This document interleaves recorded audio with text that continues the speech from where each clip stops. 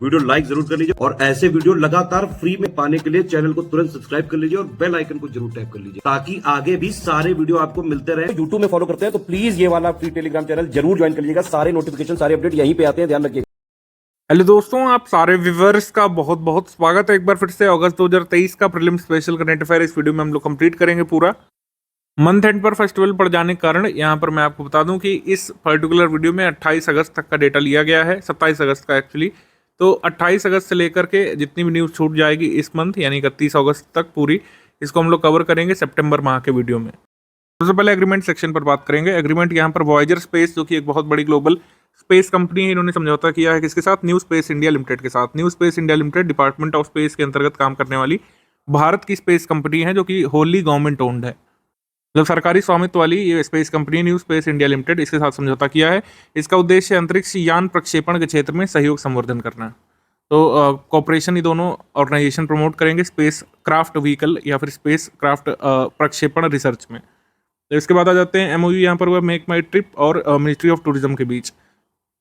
Make माई trip website के कई बार आपने एडवर्टीजमेंट देखे होंगे, रणवीर और आलिया करते हैं, और ये बेसिकली क्या करती है, जोमेटो के तरीके कई सारे हमको रिकमेंडेशंस देती है होटल्स के बारे में और भी अन्य रेस्टोरेंट्स के बारे में, और ट्रैवल से संबंधित बहुत सारी चीज़ों में हेल्प करती है वेबसाइट। तो ये वेबसाइट है बेसिकली मेक माई ट्रिप, और इनका ऑर्गेनाइजेशन है, इन्होंने समझौता किया है मिनिस्ट्री ऑफ टूरिज्म के साथ कि भारत में जो लोकप्रिय यात्रा स्थल हैं उनके अलावा कुछ ऐसे 600 गंतव्य हैं जो बहुत ज़्यादा प्रमुखता से नहीं जाने जाते हैं, मतलब 600 ऐसे स्थल जो बहुत प्रसिद्ध नहीं लेकिन उनका अपना इंपॉर्टेंस है, तो उस इंपॉर्टेंस को हाईलाइट करने का काम ये मेक माई ट्रिप वेबसाइट जो है करने वाली है। तो मेक माई ट्रिप ये मिनिस्ट्री ऑफ टूरिज्म के लिए एक इंटरेक्टिव प्लेटफॉर्म का निर्माण करेगी जिसमें ये जो 600 स्थल हैं इनकी खोज यात्री आसानी से कर सकेंगे और यहाँ पर टूरिज्म को प्रमोट किया जा सकेगा। देखो अपना देश इनिशिएटिव जो है मिनिस्ट्री ऑफ टूरिज्म का, उसके अंतर्गत ये समझौता हुआ है मेक माई ट्रिप के साथ। IIT गुवाहाटी ने एक MOU साइन किया है Indian council of world affairs के साथ कैपेसिटी बिल्डिंग और स्किल बिल्डिंग के क्षेत्र में, इंटरनेशनल अफेयर्स और फॉरेन पॉलिसी के क्षेत्र में ये दोनों ऑर्गेनाइजेशन सहयोग करने वाले। गुजरात सरकार ने अपने विज्ञान और प्रौद्योगिकी विभाग यानी department of science and technology के माध्यम से गुजरात के मेहसाणा में भारत के लिए पहला या फिर पहली सैटेलाइट नेटवर्क पोर्टल साइट स्थापित करने के लिए one web India communication private limited company के साथ समझौता किया है। तो India's first satellite network portal site जो है इंडिया की मेहसाणा में डेवलप की जाएगी गुजरात में, तो ये ध्यान रखिएगा, इंडियाज़ फर्स्ट बहुत इंपॉर्टेंट टर्म है। एग्रीमेंट यहाँ पर गवर्नमेंट ई मार्केट प्लेस और टाटा कंसल्टेंसी सर्विसेज यानी TCS के बीच हुआ है। गवर्नमेंट ई मार्केट प्लेस जो ओवरऑल वेबसाइट और प्लेटफॉर्म है, इसको मैनेज करने के लिए, इसको संचालित करने का अब जिम्मा दे दिया है सरकार ने TCS को। गवर्नमेंट ई मार्केट प्लेस को पूरी तरीके से सही तरीके से ऑपरेट करने का जिम्मा अब मिल चुका है टाटा कंसल्टेंसी सर्विसेज यानी TCS को। इसके बाद आ जाते हैं इंजीनियरिंग दूरसंचार संस्थान और भारतीय प्रौद्योगिकी संस्थान मद्रास के बीच यहाँ पर समझौता हुआ है। सिकंदराबाद में भारतीय रेलवे सिग्नल इंजीनियरिंग और दूरसंचार संस्थान है, यहाँ पर भारत 5G टेस्ट बेड स्थापित करने के लिए IIT मद्रास के साथ समझौता किया गया है। Agreement international financial services centres authority और क्लाइमेट पॉलिसी इनिशिएटिव का ये समझौता हुआ है। तो इस पर क्या है कि basically mutual assistance and cooperation to enhance global sustainable capital flows to India, इसमें यहाँ पे काम किया जाएगा। भारत में international financial services centre authority ये कहाँ पे सिचुएटेड है? तो ये गिफ्ट सिटी में है गुजरात में, ध्यान रखिएगा। इसके बाद आ जाते हैं ट्रांस पैसिफिक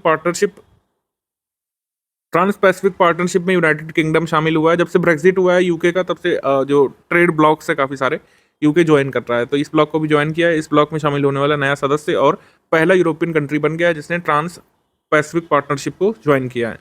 तो 2018 में बनी थी पार्टनरशिप और यूके इसका लेटेस्ट सदस्य है, ये इंपॉर्टेंट है, ध्यान रखिएगा। इसके बाद agreement between America, Israel and Finland, America, Israel, Finland के बीच समझौता हुआ है। इजराइल के रक्षा मंत्रालय के अनुसार अमेरिका ने फिनलैंड को डेविड स्लिंग मिसाइल सिस्टम की बिक्री की मंजूरी दे दी है। अब आप सोच रहे होंगे अमेरिका क्यों मंजूरी देगा, क्योंकि ये डेविड स्लिंग मिसाइल सिस्टम जो है इजराइल ने US की मदद से ही बनाया है।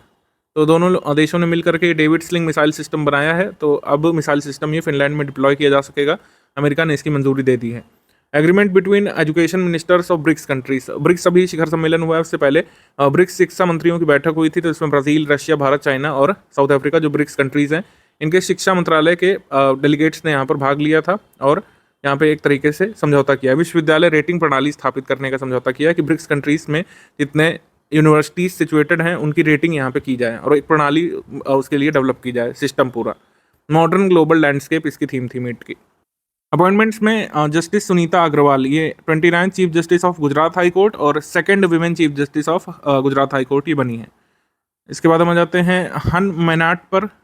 हुन मैनाट ये कंबोडिया के नए प्रधानमंत्री बने हैं। हुन मैनाट की नियुक्ति इनके पिता हुन सेन के इस्तीफा देने के बाद हुई, तो मतलब अपने पिता के बदले प्रधानमंत्री ये बने हैं। तो ऐसे पूछ सकते हैं कि निम्नलिखित में से कौन सा ऐसा देश है जहाँ पर पिता के बदले, मतलब पिता के स्थान पर उसका पुत्र जो है प्रधानमंत्री बना है, तो ये कैम्बोडिया में हुआ था।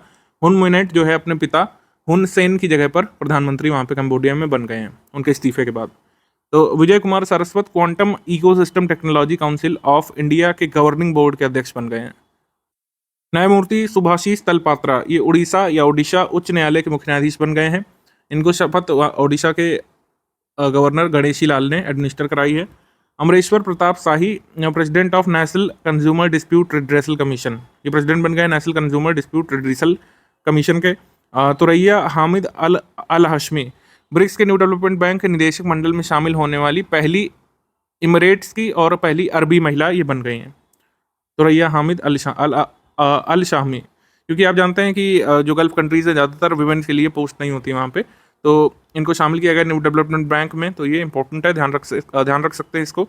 जेम्स फर्ग्यूसन जिम्स की, ये जलवायु परिवर्तन पर जो अंतर सरकारी पैनल है IPCC उसके अध्यक्ष बन गए हैं।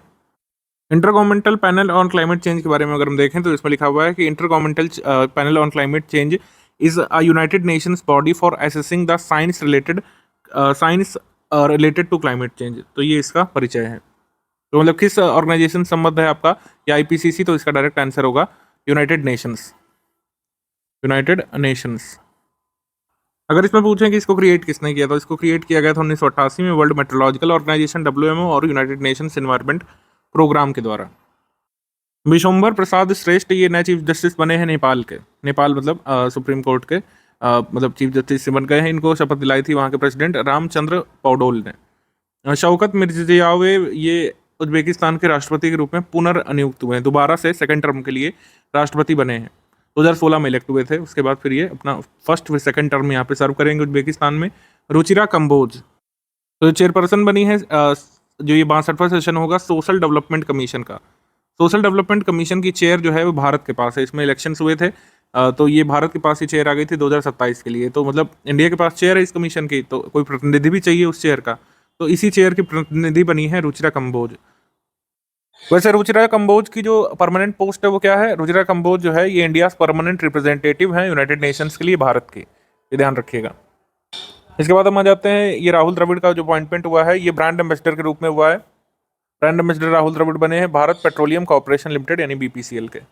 इसके बाद निशा देसाई बिस्वाल इंडियन अमेरिकन यानी भारतीय मूल की अमेरिकी नागरिक, संयुक्त राष्ट्र अमेरिका के अंतर्राष्ट्रीय विकास वित्त निगम की उप मुख्य कार्यकारी अधिकारी बने यानी कि deputy chief executive officer of United Nations international development finance corporation.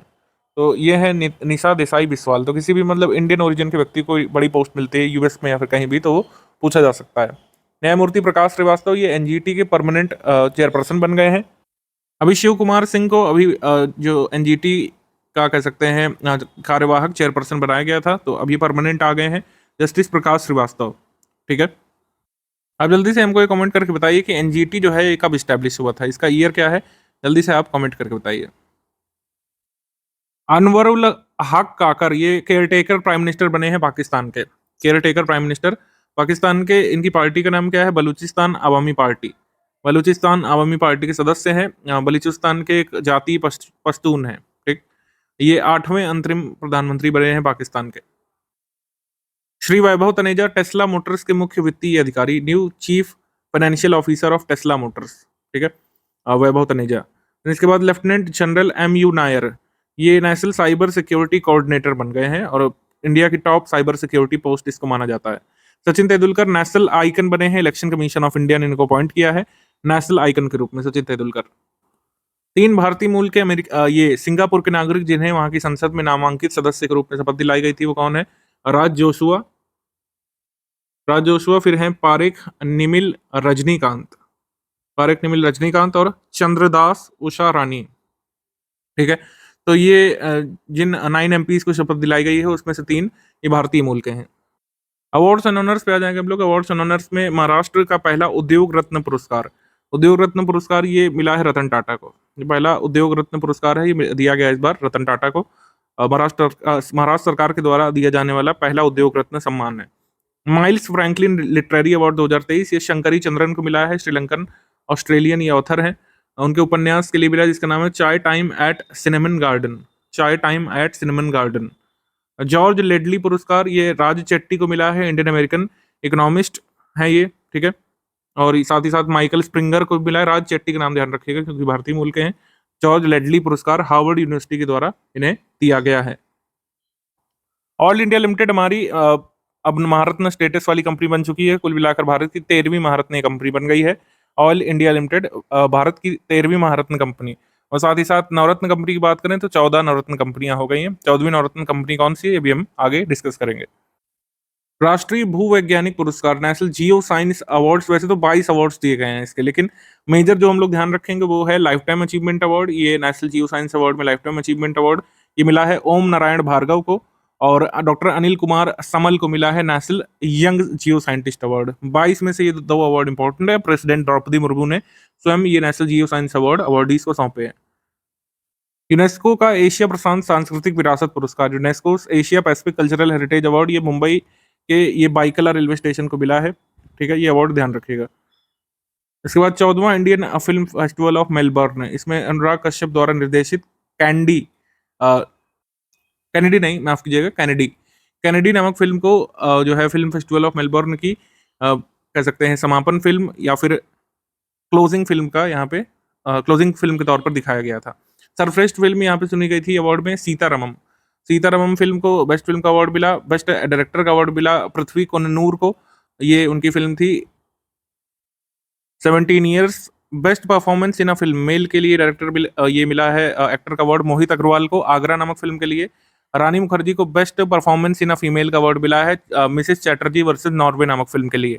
Best documentary को का अवार्ड मिला है टू किल अ टाइगर नामक फिल्म को। बेस्ट सीरीज बनी है अमेजॉन प्राइम पे जो आई थी जुबली। और rising global superstar of Indian cinema का अवार्ड मिला है कार्तिक आर्यन को, इसके बारे में मैंने लास्ट मंथ भी आपको बताया था। ये कम इंपॉर्टेंट रहेगा, सर्वाधिक इंपॉर्टेंट ये रहेगा। इसके सारे अवार्डीज आपको जरूर देखने चाहिए, आपके एग्जाम में आ सकता है ये। तो बेस्ट फीचर फिल्म का अवार्ड मिला है रॉकेटरी द नाम्बी इफेक्ट को। Best feature film rocketry the Nambi effect, इसमें जो आर माधवन है वो नाम्बी नारायण के किरदार में थे। बेस्ट हिंदी फिल्म का अवार्ड मिला है सरदार उधम को, ये थिएटर्स में नहीं आई थी, अमेजॉन प्राइम पे आई थी। बेस्ट एक्टर का अवार्ड अल्लू अर्जुन को मिला है पुष्पा द राइज नामक फिल्म के लिए, जो कई लैंग्वेजेस में आई थी। बेस्ट एक्ट्रेस का अवार्ड 2 एक्ट्रेसेस को मिला है, कृति सेनन को भी मिमी नामक फिल्म के लिए, और आलिया भट्ट को मिला है गंगूबाई काठियावाड़ी नामक फिल्म के लिए। बेस्ट डायरेक्टर का अवार्ड मिला है निखिल महाजन को गोदावरी नामक फिल्म के लिए। बेस्ट सपोर्टिंग एक्टर का अवार्ड मिला है पंकज त्रिपाठी को मिमी नामक फिल्म के लिए। Best supporting actress Pallavi Joshi the Kashmir files के लिए। Nargis Dutt award for best film on national integration ये द कश्मीर फाइल्स को मिला है, ये पूछा जा सकता है, ठीक है। Best popular film providing wholesome entertainment ये आरआरआर रही थी। बेस्ट फिल्म ऑन इन्वायरमेंटल या कंजर्वेशन या प्रिजर्वेशन ये थी आवास वयूहम, ये तमिल मलयालम फिल्म थी, ध्यान रखिएगा। बेस्ट चाइल्ड आर्टिस्ट का अवार्ड मिला है भाविन रबारी को छेलो शो नामक फिल्म के लिए, ठीक है। बेस्ट म्यूजिक डायरेक्टर का अवार्ड मिला है एम किरवानी को आरआरआर के लिए। तो best film, best Hindi film, ठीक है, best feature film, best film on ये इन्वायरमेंटल इश्यूज, ये सब जो है आपको ध्यान रखना चाहिए। बेस्ट एक्टर और बेस्ट एक्ट्रेस एक बार जरूर देख लीजिएगा।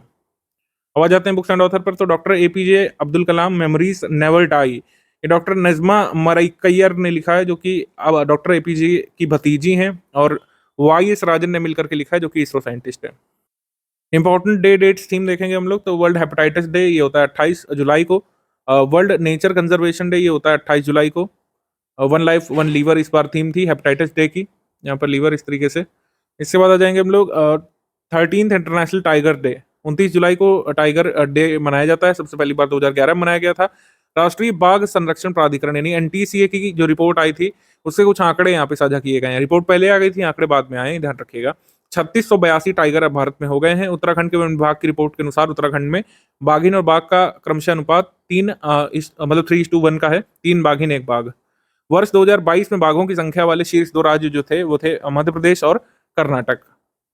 मतलब ये लेटेस्ट आंकड़े जो ध्यान रखना है, मध्य प्रदेश में बाघों की संख्या सर्वाधिक है 785, कर्नाटक सेकंड पर है। और बाघों की संख्या में अन्य राज्य यानी कि उत्तराखंड 560, उत्तर प्रदेश में 205 बाघ हैं, राजस्थान में 88 बाघ हैं, बिहार में 54 बाघ हैं। ये ध्यान रख सकते हैं अपने अपने स्टेट का आप। आगे हम लोग बढ़ते हैं। इंटरनेशनल फ्रेंडशिप डे, ये 30 जुलाई को होता है। मानव तस्करी निरोधक दिवस, world day against human trafficking, ये 30 जुलाई को। इसके बाद मुस्लिम वुमेन्स राइट डे, ये 2020 से इसको मनाया जाना शुरू हुआ, ये 1 अगस्त को होता है। हिरोशिमा डे होता है 6 अगस्त को, हिरोशिमा में जब बॉम्ब अटैक हुआ था। और 9th नेशनल हैंडलूम डे, ये 7 अगस्त को होता है। तीसरा राष्ट्रीय भाला फेंक दिवस 7 अगस्त 2021 को, जब टोक्यो में नीरज चोपड़ा ने गोल्ड जीता था, तब अनाउंस किया गया था कि हर साल जैवलिन थ्रो डे या फिर भाला फेंक दिवस मनाया जाएगा। तो ये तीसरा भाला फेंक दिवस मनाया गया।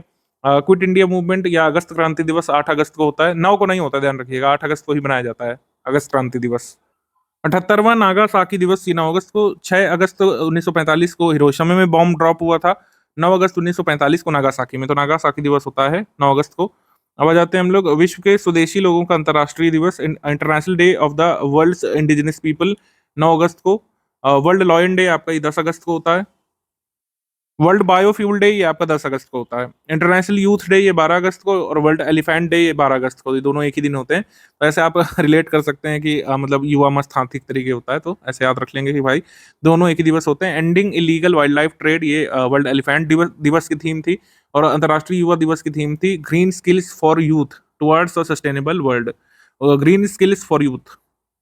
वर्ल्ड ऑर्गन डोनेशन डे 13 अगस्त को।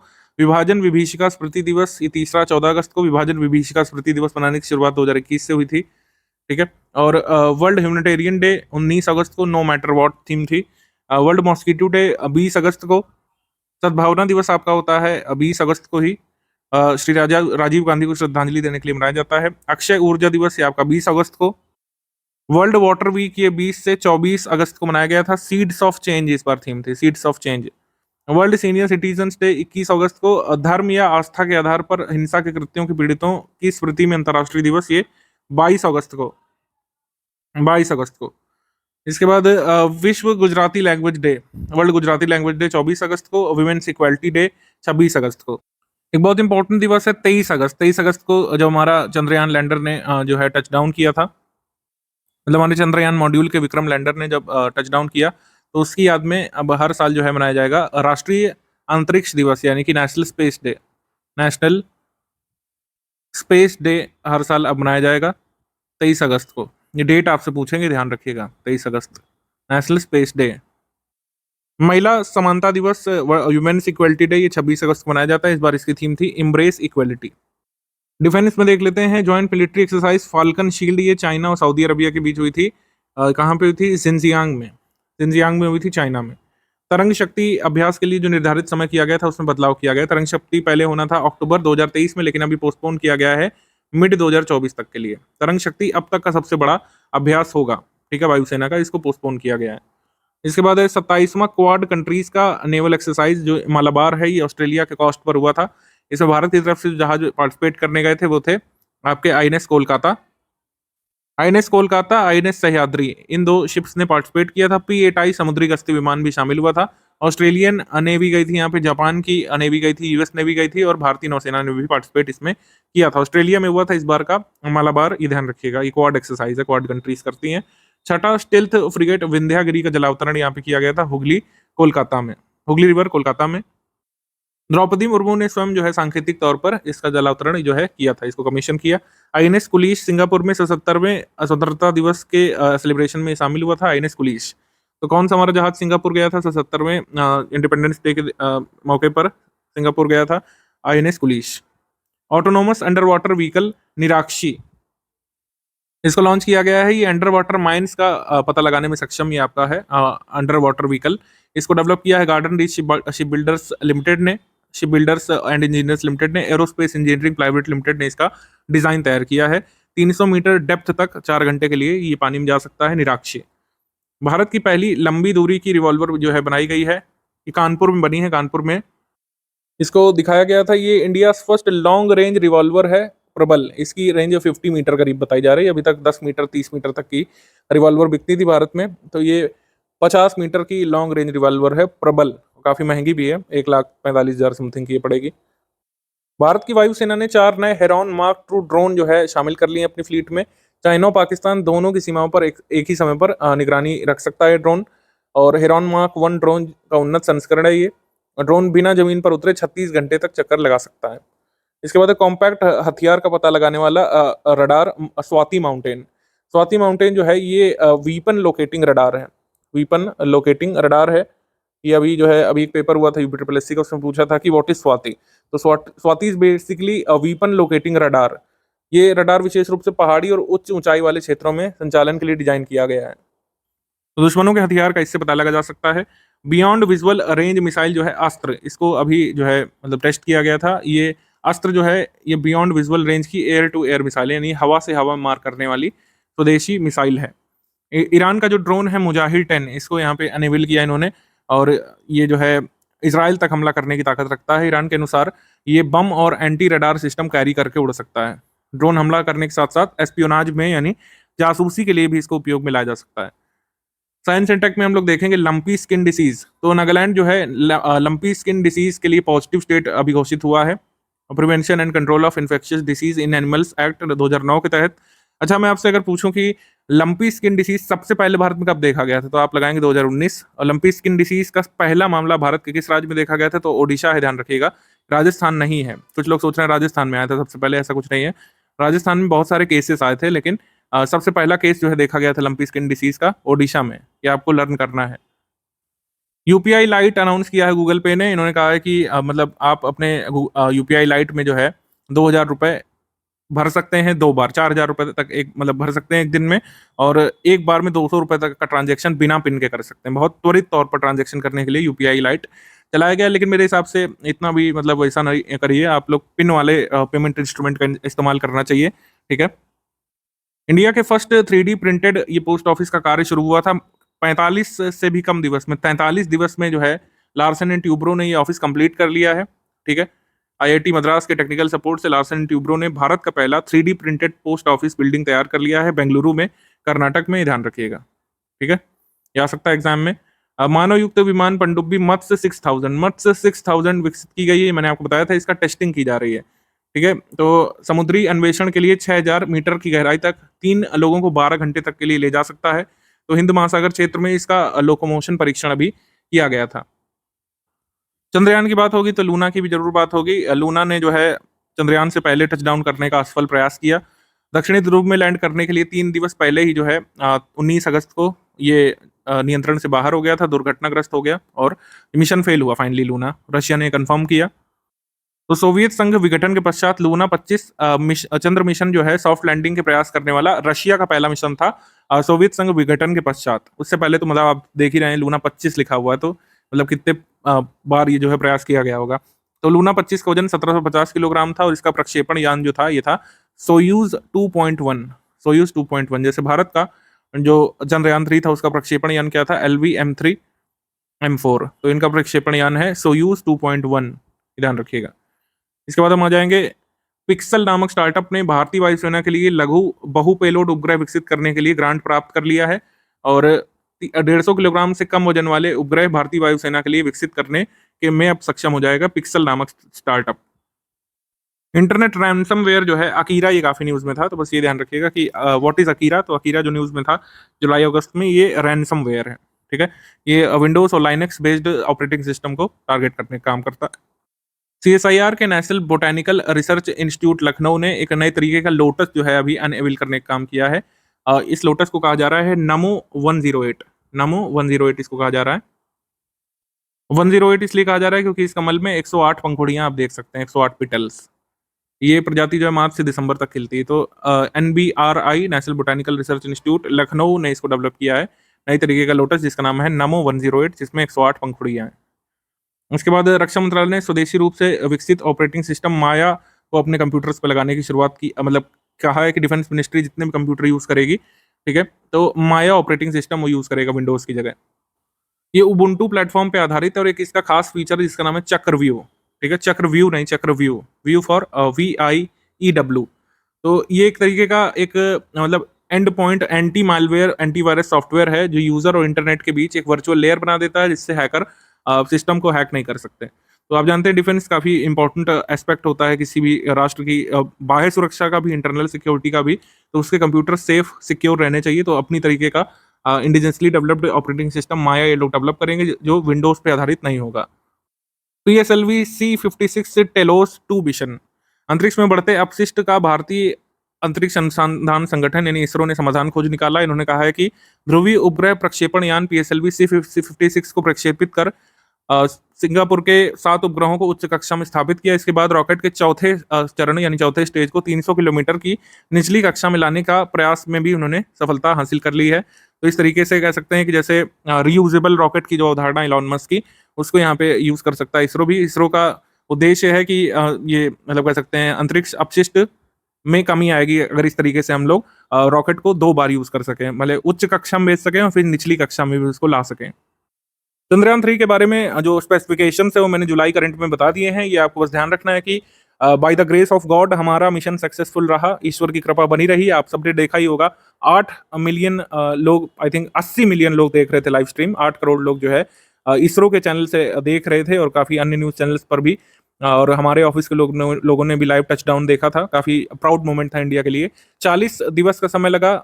चंद्रमा पर सॉफ्ट लैंडिंग करने वाला भारत चौथा देश बन गया है और चंद्रमा के डार्क साइड पर यानी साउथ पोल पर सॉफ्ट लैंड करने वाला विश्व का पहला देश बन गया है। ये बहुत बड़ी उपलब्धि है अपने आप में, ठीक है, तो ये ध्यान रखिएगा। बाकी जरूरी बातें, विक्रम जो है लैंडर है, प्रज्ञान जो है या इनका रोवर है, उसका स्पेसिफिकेशंस क्या क्या है, ये हमने जुलाई करंट में आपको करा दिया है। बाकी यहाँ पे बताया गया था चंद्रयान की सफलता के बाद आदित्य L1 मिशन भी जल्द लॉन्च किया जाएगा। सूर्य के ऊपरी हिस्से क्रोमोस्फेयर और कोरोना के अध्ययन के लिए इसको लॉन्च किया जाना है, ठीक है। आंध्र प्रदेश के श्रीहरिकोटा में इसको ले आया गया है और अभी मतलब सितंबर में कह रहे हैं इसको लॉन्च किया जा सकता है।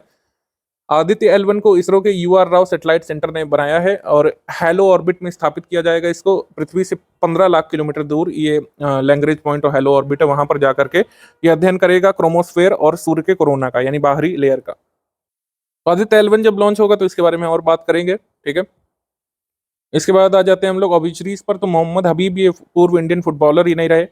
इसके बाद बिंदेश्वर पाठक सुलभ इंटरनेशनल के फाउंडर और जिनको जाना जाता है मैनुअल स्कैवेंजिंग रोकने के इनके प्रयासों के लिए, मैनुअल स्कैवेंजर्स को लिबरेट करने के लिए, उनको रिहैबिलिट करने के लिए इन्होंने जो प्रयास किए, प्लस इन्होंने जो पोर फ्लश टॉयलेट टेक्निक लाई थी, जो सोखते वाली जो मतलब टॉयलेट सिस्टम भारत में प्रचलित था, उसको रिप्लेस करने का इन्होंने काम किया था। आइडिया इन्हीं का था। ड्राई लैट्रिन्स को पोर फ्लश टॉयलेट टेक्नोलॉजी से इन्होंने लैस किया। इस तरीके से मैनुअल स्कैवेंजर्स के उत्थान के लिए इनको जाना जाता है। इनको पद्म भूषण तक के अवार्ड से सम्मानित किया जा चुका है, ठीक। इसके बाद येवेगनी प्रिगोजिन, ये नहीं रहे, head of Wagner group, private army जो रशिया की थी, जिन्होंने अभी विद्रोह भी किया था 1 मंथ पहले 2 मंथ पहले, उनकी मृत्यु एक विमान हादसे में हो गई है। इसके बाद VS Arunachalam farmer DRDO chief, ये नहीं रहे। स्कीम कैंपेन में हम लोग देखेंगे आयुष चिकित्सा वीजा पहल मिनिस्ट्री ऑफ होम अफेयर्स ने शुरुआत की है। इसमें एक नया मतलब वीजा मैनुअल जो भारत की, उसमें एक नया चैप्टर जोड़ा गया है 11A आयुष वीजा। इसमें शामिल किया गया है कि अगर भारत को इलाज कराने आता है, यहाँ की कह सकते हैं जो प्राचीन शिक्षा प्रणाली है या फिर जो भारत की देशी पद्धतियां हैं, जैसे आयुष है, आयुष में जो भी आता है सिद्ध वगैरह, आयुर्वेदिक वगैरह, तो उस प्रणाली से चिकित्सा के उद्देश्य से अगर कोई भारत आता है तो उसको आयुष वीजा दिया जाएगा, ठीक है। तो आयुष वीजा का मेन उद्देश्य आप क्या समझ पा रहे हैं, मेडिकल टूरिज्म जो टर्म है, मेडिकल टूरिज्म, इसको प्रमोट करना लक्ष्य है आयुष वीजा का। इसके बाद हम आ जाते हैं नेक्स्ट पर प्रधानमंत्री ई बस सेवा। केंद्रीय मंत्रिमंडल ने अप्रूव किया है 16 अगस्त को 10,000 इलेक्ट्रिक बसों का संचालन भारत के शहरों में होना है। PM ई बस सर्विसेज हैं। योजना 3 लाख और उससे अधिक आबादी वाले शहरों को आच्छादित करेगी, ठीक है। 3 लाख या उससे अधिक आबादी जिन शहरों में, वहां पर ई बसेस चलाई जाएंगी। और ग्रीन अर्बन मोबिलिटी इनिशिएटिव के तहत देश भर में रैपिड बस ट्रांसपोर्ट के साथ साथ बाइक शेयरिंग और साइकिल लेन भी बनाई जाएंगी इस इनिशिएटिव में। आगे हम लोग आ जाते हैं विवाद से विश्वास 2। विवाद से विश्वास 1 की सफलता के बाद विवाद से विश्वास 2 स्कीम यहाँ पे शुरू की गई है, ठीक है। मतलब जो डिस्प्यूट्स होते हैं टैक्सेशन संबंधित, उसको टाइमली सॉल्व किया जाएगा और सेटल किया जाएगा। उसमें सरकार और जो भी जिनके साथ डिस्प्यूट है उनके साथ डिस्प्यूट सुलझाया जाएगा। ईज ऑफ डूइंग बिजनेस को प्रमोट किया जाएगा। टैक्सेशन के विवाद भी हैं और कॉन्ट्रैक्चुअल डिस्प्यूट भी कई बार हो जाते हैं। मतलब पब्लिक सेक्टर एंटरप्राइजेस से कोई जुड़ा कोई प्लेयर, ठीक है, वो उनकी डिमांड नहीं पूरी कर पाया तो कई बार विवाद हो जाता है, तो मुकदमेबाजी हो जाती है। तो उससे बचने के लिए ये विवाद से विश्वास 2 स्कीम आई है। Sri Lanka unique digital identity project जो है ये आधार जैसा है, जैसे हमने आपको बताया था पहले भी। ये आधार की तर्ज पर ये वहां पर अपनी पूरी डिजिटल आइडेंटिटी क्रिएट करना मतलब डिजिटल आइडेंटिटी का डेटा कलेक्ट करना चाहते हैं। तो इस प्रोजेक्ट में जो खर्चा आएगा उसमें भारत भी फंड कर रहा है, 45 करोड़ रुपए भारत ने श्रीलंका के UIDA की तरह जो प्रोजेक्ट है SLUDI यानी कि डिजिटल आइडेंटिटी प्रोजेक्ट, इसके लिए भारत ने अनुदान दिया है। ठीक है।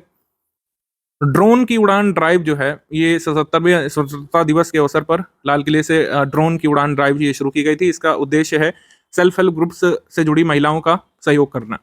ठीक है। इसके माध्यम से देश के गांवों में 2 करोड़ लखपति दीदियों का सृजन किया जाएगा, उनको सशक्त बनाया जाएगा, उनकी इनकम एटलीस्ट 1 लाख मतलब उनकी जो टोटल वर्थ है वो 1 लाख प्लस पहुंचाने का लक्ष्य रखा गया, उनको लखपति दीदी कहा जाएगा। तो ड्रोन संचालित करने में सशक्त बनाया जाएगा। सेल्फ हेल्प ग्रुप्स अगर किसी तरीके से ड्रोन संचालन में आना चाहते हैं तो उनको न सिर्फ प्रशिक्षण प्रदान किया जाएगा ड्रोन चलाने का, बल्कि ड्रोन वगैरह खरीदने की वित्तीय सहायता भी प्रदान की जाएगी। 15,000 महिला स्वयं सहायता समूह यानी सेल्फ हेल्प ग्रुप्स को इसमें टारगेट करने का लक्ष्य रखा गया है ड्रोन की उड़ान ड्राइव के तहत। पीएम यशस्वी स्कॉलरशिप स्कीम ये ministry of social justice and empowerment की है। इसमें ओबीसी, आर्थिक रूप से पिछड़ा वर्ग, गैर अधिसूचित, खानाबदोश, अर्ध घुमंतु जनजातियों को इसमें शामिल किया जाता है। बेसिकली कक्षा 9 और कक्षा 11 के बच्चे इसमें पार्टिसिपेट कर सकते हैं। और ये जो है मतलब फ्रीबी टाइप का नहीं है, इसमें एग्जाम होता है बाकायदा, NTA एग्जाम लेता है। उसमें अगर ओबीसी, EWS और ये DNT ट्राइब्स वगैरह के बच्चे अगर मतलब पार्टिसिपेट करके अगर एग्जाम निकालेंगे तो उनको छात्रवृत्ति मिलती है। 75,000 पर एनम यहाँ पर कक्षा 9 के छात्र को मिलता है 10वीं करने के लिए। 1,25,000 का साल यहाँ पे 11 के छात्र को मिलता है। ट्यूशन फी और हॉस्टल खर्चा उनको दिया जाता है। इसके बाद हम आ जाएंगे यहाँ पे 100 माइक्रो साइट्स परियोजना, ये ministry of health and family welfare ने शुरू की है। NHA यानी कि राष्ट्रीय स्वास्थ्य प्राधिकरण ने 28 जुलाई को अनाउंस किया था कि आयुष्मान भारत डिजिटल मिशन को त्वरित रूप से अपनाने के लिए 100 माइक्रो साइट्स परियोजना लॉन्च की गई है। मिजोरम अपनी राजधानी आइजॉल में Ayushman Bharat digital mission microsite की शुरुआत करने वाला भारत का पहला राज्य भी बन गया है। ठीक। तो माइक्रोसाइट क्या है? माइक्रोसाइट परिभाषित भौगोलिक क्षेत्र होंगे। माइक्रोसाइट कोई वेबसाइट नहीं, माइक्रोसाइट का मतलब है कुछ डिफाइंड ज्योग्राफिकल एरियाज होंगे जहां छोटे और मध्यम स्तर के निजी स्वास्थ्य सेवा प्रदाताओं तक पहुंच के लिए केंद्रित प्रयास किए जाएंगे। मतलब कोई बहुत छोटा सा क्षेत्र है, ठीक है, मान लीजिए कुछ ऐसा मतलब टियर 4 सिटी आप कह रहे हैं जहां पर ज्यादा जिसको नहीं जानते हैं लोग, लेकिन वहां पर भी लोगों को हेल्थ केयर सर्विसेज तुरंत उपलब्ध हों, उसके लिए माइक्रो साइट्स ही बनाए जाएंगे। 508 रेलवे स्टेशन के रिडेवलपमेंट प्लान को सांकेतिक तौर पर एक साथ फ्लैग ऑफ करने का काम किया था पीएम मोदी जी ने। वीडियो कॉन्फ्रेंसिंग के माध्यम से सांकेतिक रूप से आधारशिला रखी थी सारे डेवलपमेंट प्रोजेक्ट्स की। तो कहाँ कहाँ कितने स्टेशन हैं, जैसे आपके राज्य में उत्तर प्रदेश में कितने स्टेशन के रिडेवलपमेंट के लिए अप्रूवल मिला था, तो 508 में से 55 स्टेशन उत्तर प्रदेश के। ध्यान रखिएगा, अमृत भारत स्टेशन योजना नहीं है, ये अलग है। राजस्थान के भी 55 स्टेशन हैं, बिहार के 49 स्टेशन हैं। अगर BPSC देने जा रहे हैं, RS देने जा रहे हैं तो ध्यान रखिएगा। उत्तर भारत की पहली नदी कायाकल्प परियोजना Devika, north India first river rejuvenation project Devika, इसको जो कह सकते हैं किया जाएगा। इसका नदी संरक्षण परियोजना देविका। देविका नदी बहती कहाँ है? उधमपुर में बहती है, जम्मू कश्मीर में, तो ये ध्यान रखना है। इसको स्पिरिचुअली बहुत इंपॉर्टेंट माना जाता है। इसको कहा जाता है गंगा की अग्रजा यानी बड़ी बहन है। गंगा की बड़ी बहन इस नदी को माना जाता है। इस परियोजना का कार्य मार्च 2019 में राष्ट्रीय नदी संरक्षण योजना के तहत NRCP के तहत शुरू किया गया था। इसमें 90% हिस्सा जो है केंद्र सरकार खर्च कर रही है और 10% यहाँ पे UT जम्मू कश्मीर अपना फंड खर्च कर रही है। इसके बाद आ जाते हैं राज्य की योजनाओं पर जरूरी है। 1 टैप 1 ट्री अभियान यहाँ पर उत्तर प्रदेश में शुरू किया गया था। एक नल के जल के कनेक्शन के साथ एक सैपलिंग यानी कि पौधा भी दिया जाएगा लोगों को। फ्री सैपलिंग जो है डिस्ट्रीब्यूट किए गए थे शहरों में। अगर मतलब कोई अगर मेन सिटी में रहता है रोड के किनारे तो देखा होगा एक गाड़ी जाती है जो लोगों को फ्री पौधा दे रही है। तो फ्री सैपलिंग यहाँ पर नल के जल के कनेक्शन के साथ उत्तर प्रदेश ने देना यहाँ पे अप्रूव किया था। तो 1 टैप कनेक्शन 1 ट्री कैंपेन ही उत्तर प्रदेश का है। ओबरा डी तापीय परियोजना, थर्मल प्रोजेक्ट ओबरा डी, और इसको कहा जा रहा है कि स्टेट की पहली ultra super critical thermal power plant है। मतलब राज्य का पहला ultra super critical thermal power plant को मंजूरी मिल गई है। सोनभद्र जिले में बनेगा, ध्यान रखिएगा, सोनभद्र में। ये 50-50 पार्टनरशिप वाली योजना है। 50 यहाँ पे NTPC का रहेगा, 50 राज्य का। इस तरीके से जो है ये ओबरा डी थर्मल प्रोजेक्ट बनेगा जो कि उत्तर प्रदेश का पहला ultra super critical thermal power plant होगा। चीफ मिनिस्टर सोलर मिशन ये गवर्नमेंट ऑफ मेघालय ने शुरू किया है। कॉनरेड संगमा ने अनाउंस किया कि 500 करोड़ रुपए की लागत से सोलर मिशन ये शुरू करेंगे और जो पावर शॉर्टेज है हिली एरियाज में उसको एड्रेस किया जाएगा। नॉर्थ हिल मतलब ये मेघालय में जो बिजली की समस्या रहती है उसको एड्रेस करने के लिए मुख्यमंत्री सोलर मिशन शुरू किया है मेघालय ने। अंत्योदय श्रमिक सुरक्षा योजना शुरू की है गुजरात ने। ठीक है, गुजरात ने शुरू की है। गुजरात में श्रम योगी कहा जाता है श्रमिकों को, तो श्रम योगियों के कल्याण के लिए योजना है इस, ताकि दुर्घटना के समय में वित्तीय सहायता श्रमिक को प्रदान की जा सके। गजा कोथा अभियान ये गवर्नमेंट ऑफ असम ने शुरू किया है। असम में जो है हाथी काफी ज्यादा है, हाथी बहुल क्षेत्र है, तो कई बार ह्यूमन एलिफेंट कन्फ्लिक्ट हो जाता है, मानव हाथी संघर्ष देखने को मिलता है। कभी हाथी प्रभावित हो जाते हैं, कभी मानव जो है चोट खा जाता है, तो उसके लिए गजा कोथा अभियान चलाया जाएगा। इसका ऑब्जेक्टिव है कि रेजिडेंट जो है ये सीखें एलिफेंट बिहेवियर के बारे में, उसके इकोलॉजी के बारे में, और ये भी जाने कि एलिफेंट क्यों जरूरी हैं और उनके हैबिटेट की रक्षा की जानी चाहिए ताकि ह्यूमन वाइल्ड लाइफ कन्फ्लिक्ट ना हो। आगे भगवान बिरसा मुंडा सड़क योजना। भगवान बिरसा मुंडा सड़क योजना नाम सुनते ही आपके दिमाग में आ जाता होगा कि भाई ये झारखंड की योजना होगी, जबकि ऐसा नहीं है। तभी हमने इसको लिया है, झारखंड की नई योजना है, ये है महाराष्ट्र की योजना है। महाराष्ट्र ने इसको अनाउंस किया है। इसका उद्देश्य है कि जो ट्राइबल एरियाज हैं, 17 डिस्ट्रिक्ट जो महाराष्ट्र के हैं, वहाँ जहाँ पर ट्राइबल एरियाज हैं, उनमें रोड कनेक्टिविटी को बूस्ट किया जाए। तभी यहाँ पे भगवान बिरसा मुंडा सड़क योजना। निशुल्क अन्नपूर्णा फूड पैकेट योजना ये गवर्नमेंट ऑफ राजस्थान ने शुरू की है। 15 अगस्त से उन्होंने कहा है कि 1.04 करोड़ लोगों को लाभ दिया जाएगा। फूड पैकेट्स में दालें, चीनी, नमक, खाद्य तेल, मिर्च, धनिया आदि, हल्दी, ये फूड पैकेट्स के रूप में अपने स्टेट में राजस्थान की जनता को डिस्ट्रीब्यूट करेंगे। शुभ यात्रा योजना ये गवर्नमेंट ऑफ केरला ने शुरू की है। इन्होंने कहा है कि राज्य के ऐसे नागरिक जो कि अब्रोड जा करके, ज्यादातर मिडिल ईस्ट कंट्रीज में जाते हैं केरल के नागरिक काम की तलाश में, तो पहली बार अगर जाते हैं तो उनको 2 लाख रुपए तक की वित्तीय सहायता भी मिलेगी और 2 साल उनको टैक्स से छूट भी मिलेगी। तो ये है गवर्नमेंट ऑफ केरल की योजना, शुभ यात्रा योजना। जुलाई में स्पोर्ट्स करंट अफेयर हम लोग देखेंगे। 7th Asian hockey championship trophy, इसको जीता था भारत ने, फाइनल में हराया था मलेशिया को। तो विजेता भारत, फाइनल में हराया मलेशिया को, मलेशिया रनर अप। इसके बाद FIDE women's chess world championship, इसकी विजेता रही थी जू वेनजुन, ये चाइना से। उप विजेता रही थी लेई टिंगजी, ये भी चाइना से। महिला कैरेबियन प्रीमियर लीग में खेलने वाली पहली भारतीय महिला क्रिकेट प्लेयर ये बन गई हैं श्रेयंका पाटिल। श्रेयंका पाटिल जो है गुयाना अमेजॉन वॉरियर्स टीम के स्क्वाड में पार्टिसिपेट करेंगी और विमेन्स कैरेबियन प्रीमियर लीग में पार्टिसिपेट करने वाली भारत की एकमात्र क्रिकेटर ये पुरुष महिला दोनों में बन गई हैं। वर्ल्ड रेसलिंग चैंपियनशिप ये ओमान में हुई थी, अम्मान में, माफ कीजिएगा, जॉर्डन में हुई थी। अम्मान में भारत ने 4 स्वर्ण पदक, 3 रजत, 7 ब्रॉन्ज, यहाँ पर कुल मिलाकर 14 मेडल जीते। अंतिम पंगाल महिलाओं की 53 वेट कैटेगरी में स्वर्ण पदक जीतकर 2 बार अंडर 20 वैश्विक खिताब जीतने वाली भारत की पहली महिला रेसलर बनी है। एक बार और इन्होंने जीता था सेकंड टाइम 2023 में। तो इस तरीके से 2 बार अंडर 20 ये वर्ल्ड रेसलिंग चैंपियनशिप का खिताब जीतने वाली भारत की पहली महिला रेसलर ये बन गई थी। India first e sports academy Madhya Pradesh में खुलेगी। MP state e sports academy के नाम से इसको लॉन्च किया जाएगा। 80% सीट्स यहाँ पर मध्य प्रदेश के रेजिडेंट प्लेयर्स के लिए रिजर्व होंगी, 20% देश के अन्य खिलाड़ियों के लिए आरक्षित होंगी। फीफा विमेन्स वर्ल्ड कप का आयोजन जो है 20 अगस्त तक हुआ था, 20 जुलाई से 20 अगस्त के बीच ऑस्ट्रेलिया में हुआ था। संयुक्त राज्य अमेरिका, US और जर्मनी एकमात्र ऐसे देश है जिन्होंने एक से अधिक बार महिला विश्व कप खिताब जीता है। इस बार का विजेता स्पेन की विमेन्स फुटबॉल टीम थी पहली बार। उपविजेता यहाँ पर इंग्लैंड रहा था और प्रतिभागी टीमें थी यहाँ पर 32। इसका आयोजन जो है ऑस्ट्रेलिया में हुआ था, ध्यान रखिएगा। उसके बाद W60 इवांसविल टेनिस, इसमें करमन कौर थांडी जो कि भारत की टेनिस प्लेयर हैं, इन्होंने महिला एकल में खिताब जीता था। W60 कोई बहुत बड़ी प्रतियोगिता नहीं है, लेकिन भारतीय मूल की करमन कौर थांडी ने इसको जीता, इस वजह से हम इसको देखेंगे। यूलिया को इन्होंने हराया था। वर्ल्ड पुलिस और फायर गेम्स का आयोजन हुआ था विनिपेग, कनाडा में। World police and fire games का आयोजन हुआ कनाडा में। इसका शुभंकर यानी कि मैस्कॉट था यहाँ पे टोबो, यानी एक पोलर बियर। इसमें कनाडा जो है टॉप पर था सर्वाधिक मेडल के साथ, अमेरिका सेकंड पर और इंडिया थर्ड पर था। तो इंडिया इसमें एक्चुअली इंडिया थर्ड पर नहीं था, फोर्थ पर था। इंडिया जो है मेडल टैली में फोर्थ पर था world police and fire games में।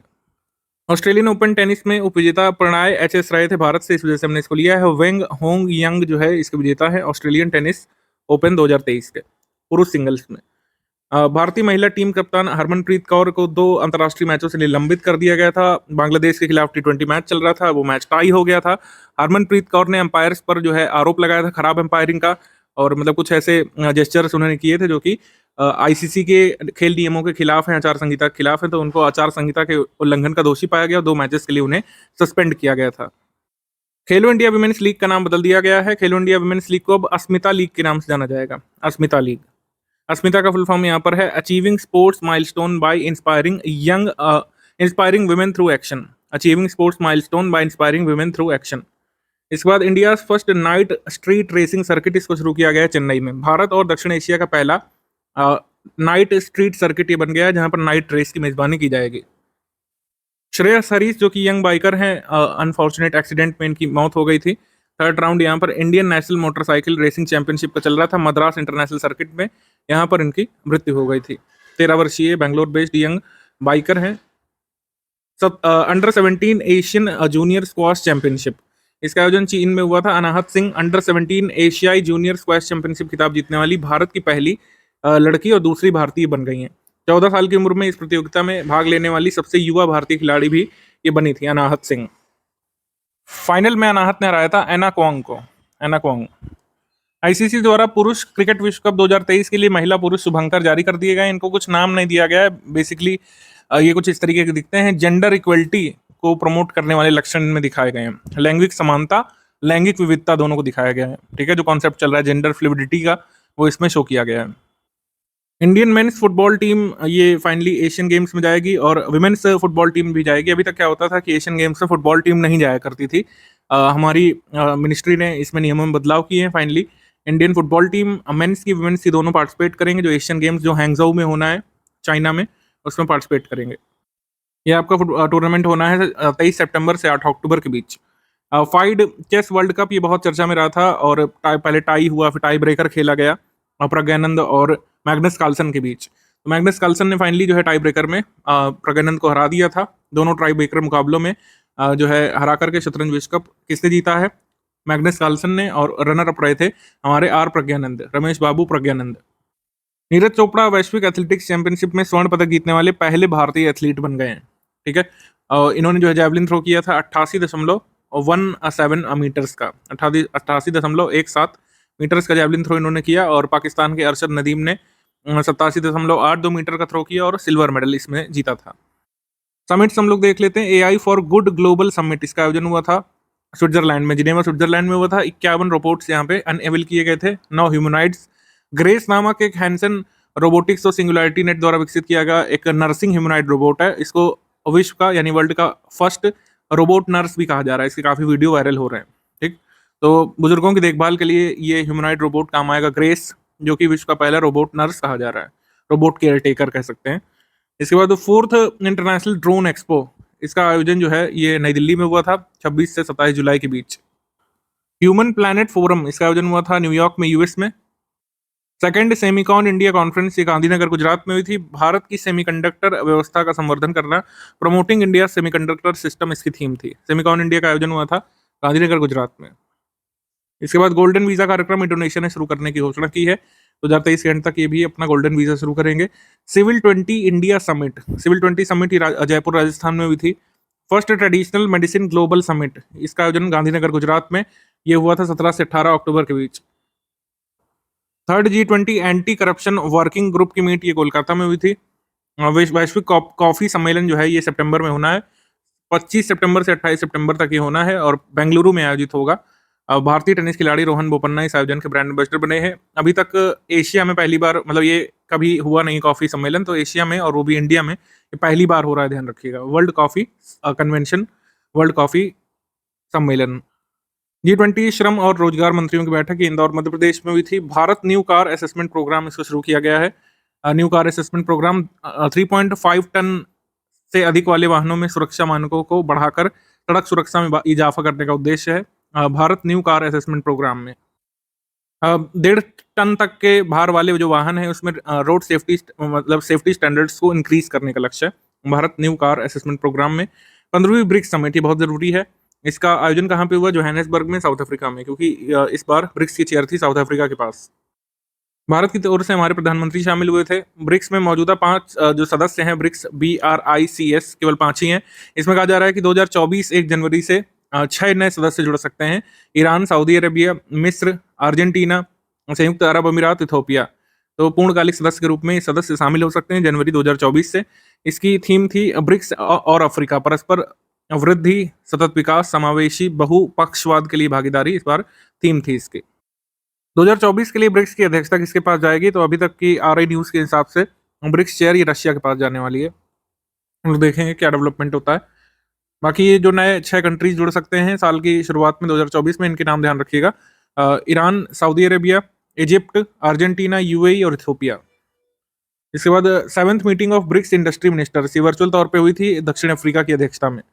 G20 फिल्म फेस्टिवल, इसका आयोजन ये हुआ था G20 सेक्रेटरिएट में 16 अगस्त से 2 सितंबर के बीच। इसका उद्घाटन विक्टर बनर्जी और G20 शेरपा अमिताभ कांत ने किया था। अंग्रेजी में song of the little road के नाम से दिखाई गई फिल्म पाथेर पंचाली जो है, इसकी ओपनिंग फिल्म थी और इसमें कई सारे देशों की फीचर फिल्में दिखाई गई, जिसमें ऑस्ट्रेलिया, ब्राजील, जापान आदि देशों की अवार्ड विनिंग फिल्म शामिल है। आगे हम देखेंगे दूसरा रूस अफ्रीका आर्थिक और मानवीय शिखर सम्मेलन, ये हुआ था सेंट पीटर्सबर्ग रशिया में। रूस और अफ्रीका के मध्य ये शिखर सम्मेलन का आयोजन किया गया। पहला ये सम्मेलन 2022 में आदिस अबाबा इथोपिया में आयोजित होना था, मतलब पहले आयोजित होना था, ये पोस्टपोन होके हो रहा है 2023 में। एक्चुअली 2022 का ही सम्मेलन है, ये आपका होना था आदिस अबाबा इथोपिया में, लेकिन लंबे समय तक चलने वाले रशिया यूक्रेन युद्ध की वजह से स्थगित कर दिया गया था। पुतिन ने यहाँ पर 49 अफ्रीकी राष्ट्र प्रमुखों से मुलाकात की थी। अमेजॉन समिट ये बेलेम में हुई थी ब्राजील में। जो ये आपका साउथ अमेरिका है, इसमें 8 कंट्रीज है जिनमें अमेजॉन है। तो ये कौन कौन से? Suriname, Guyana, Venezuela, Colombia, Ecuador, Peru, Bolivia. इनको अमेजॉन कंट्रीज के नाम से जाना जाता है। इनको क्या कहते हैं? इनको अमेजॉन कंट्रीज कहते हैं। तो इनका ये आपका समिट हुआ था, अमेजॉन समिट हुआ था ब्राजील में, बेलेम नाम की जगह पर ब्राजील में।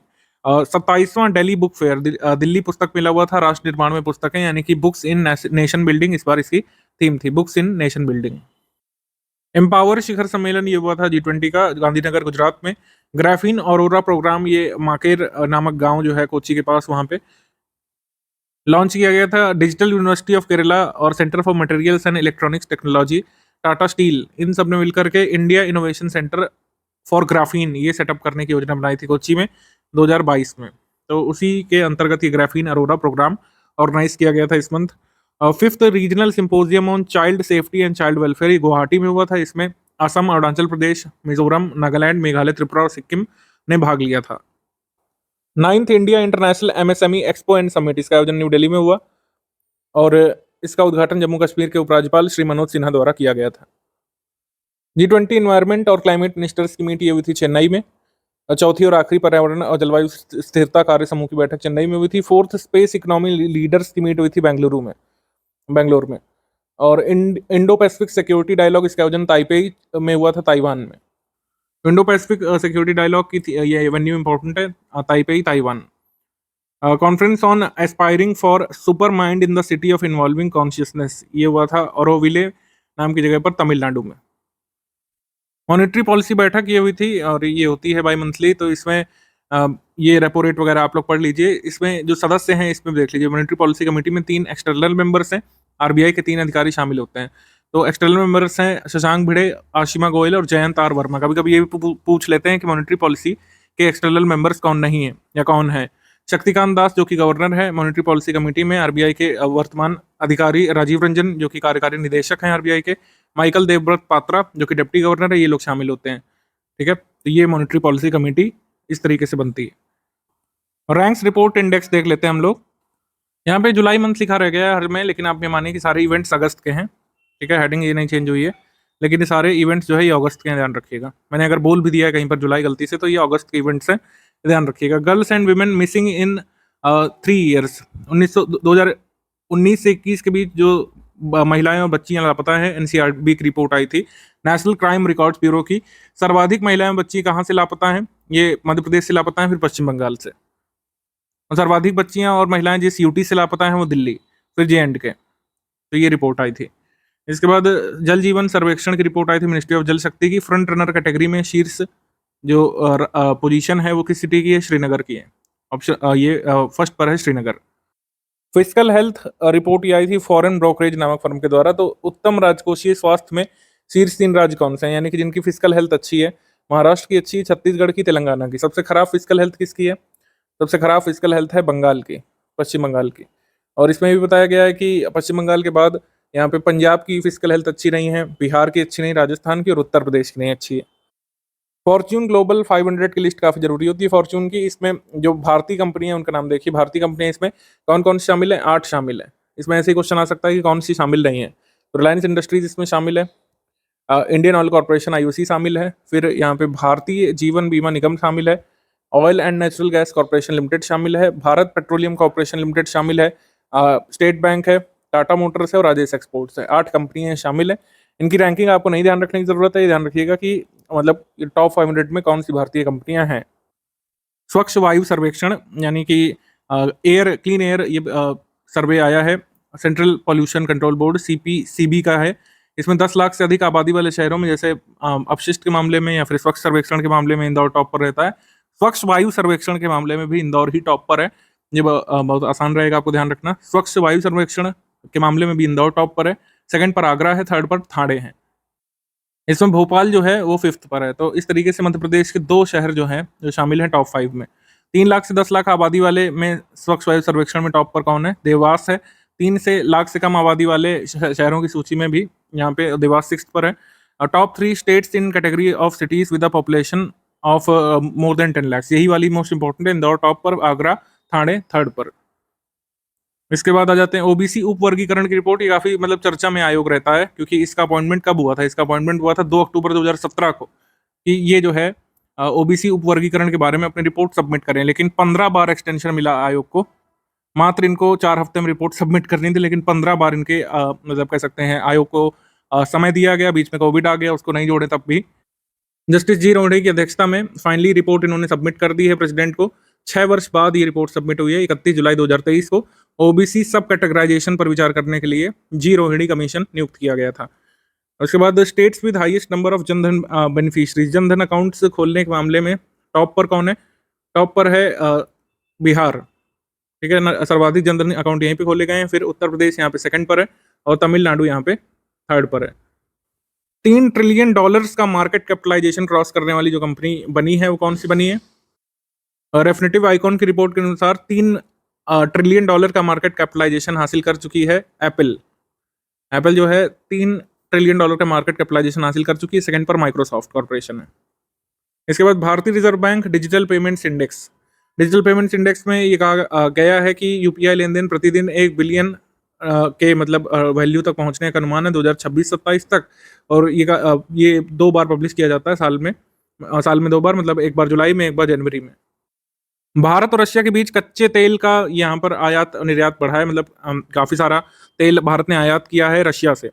रूस और यूक्रेन युद्ध शुरू होने से पहले जहां पर भारत की हिस्सेदारी, भारत के कच्चे तेल आयात की हिस्सेदारी रशिया के पास केवल 1% की थी। यानी रशिया यूक्रेन युद्ध के समय अपने टोटल कच्चे तेल आयात में से 1% भाग ही रशिया से भारत आयात करता था। लेकिन जब से युद्ध शुरू किया लगातार भारत तेल मंगवा रहा है रशिया से, ठीक है। और ये भी है कि चीन और अमेरिका के बाद भारत दुनिया का तीसरा सबसे बड़ा कच्चा तेल आयातक देश है और रूस भारत का दूसरा सबसे बड़ा कच्चे तेल का आयातक स्रोत बन करके उभरा है। तो ये ध्यान रखना है आपको। एमसीक्यू सेक्शन हम लोग देखेंगे यहाँ पर, लेकिन सबसे पहले एक जरूरी एमसीक्यू कर लेते हैं।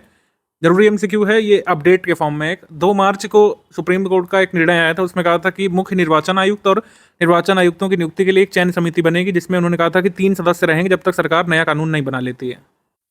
यदि आपको स्मरण हो रहा हो तो ये एमसीक्यू हमने आपको कराया था।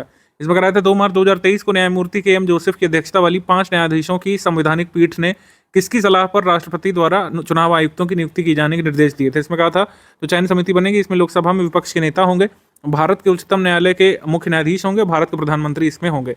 लेकिन ये कहा गया था स्पष्ट तौर पर कि ये नियम तब तक लागू रहेगा जब तक कि सरकार इस संबंध में कोई नया कानून नहीं बना देती है। तो सरकार ने नया कानून बना दिया है अगस्त में। तो यहाँ पर हम लोग रीड करेंगे कि डिसीजन जो सुप्रीम कोर्ट का था उसको ओवरराइड करने का काम किया सरकार, एक नया लॉ लेकर के आई है, नया कानून लेकर के आई है। इसमें कहा गया है कि निर्वाचन आयोग के सदस्यों का चयन करने वाली समिति में कौन कौन शामिल होंगे, ठीक है। तो इसमें शामिल होंगे leader of opposition in Lok Sabha, prime minister of India, एक कैबिनेट मंत्री जो कि प्राइम मिनिस्टर के द्वारा ही निर्वाचित किया जाएगा। तो स्पष्ट तौर पर सरकार अपना वीटो रखना चाहती है मुख्य न्याय कह सकते हैं निर्वाचन आयुक्त और निर्वाचन आयुक्तों की नियुक्ति में। एक सर्च कमेटी बनाई जाएगी, फाइनल नियुक्ति समिति ये होगी। लोकसभा में विपक्ष के नेता, भारत के प्रधानमंत्री और एक कैबिनेट स्तर के मंत्री होंगे जिनको मनोनीत प्राइम मिनिस्टर ही करेंगे। तो इस तरीके से ऑप्शन नंबर बी यहाँ पे सही हो जाता है। जुलाई 2023 में बेंगलुरु में भारत विज्ञान संस्थान के शोधकर्ताओं ने किस महासागर में गुरुत्वाकर्षण छिद्र की एक महत्वपूर्ण घटना की खोज की है, या फिर इसके संबंध में एक महत्वपूर्ण खोज की है। मतलब ये घटना तो बहुत दिन से चर्चा में है, ये 1948 में खोज लिया गया था, ग्रेविटी होल ये है हिंद महासागर में। लेकिन ये क्यों है, ये क्यों एग्जिस्ट करता है, इसके बारे में पता लगाया है बेंगलुरु के साइंटिस्ट ने, इंडियन इंस्टीट्यूट ऑफ साइंसेस के साइंटिस्ट ने पता लगाया कि ये क्यों एग्जिस्ट करता है। तो ग्रेविटी होल कहाँ पे एग्जिस्ट करता है, तो इसका आंसर हो जाएगा हिंद महासागर।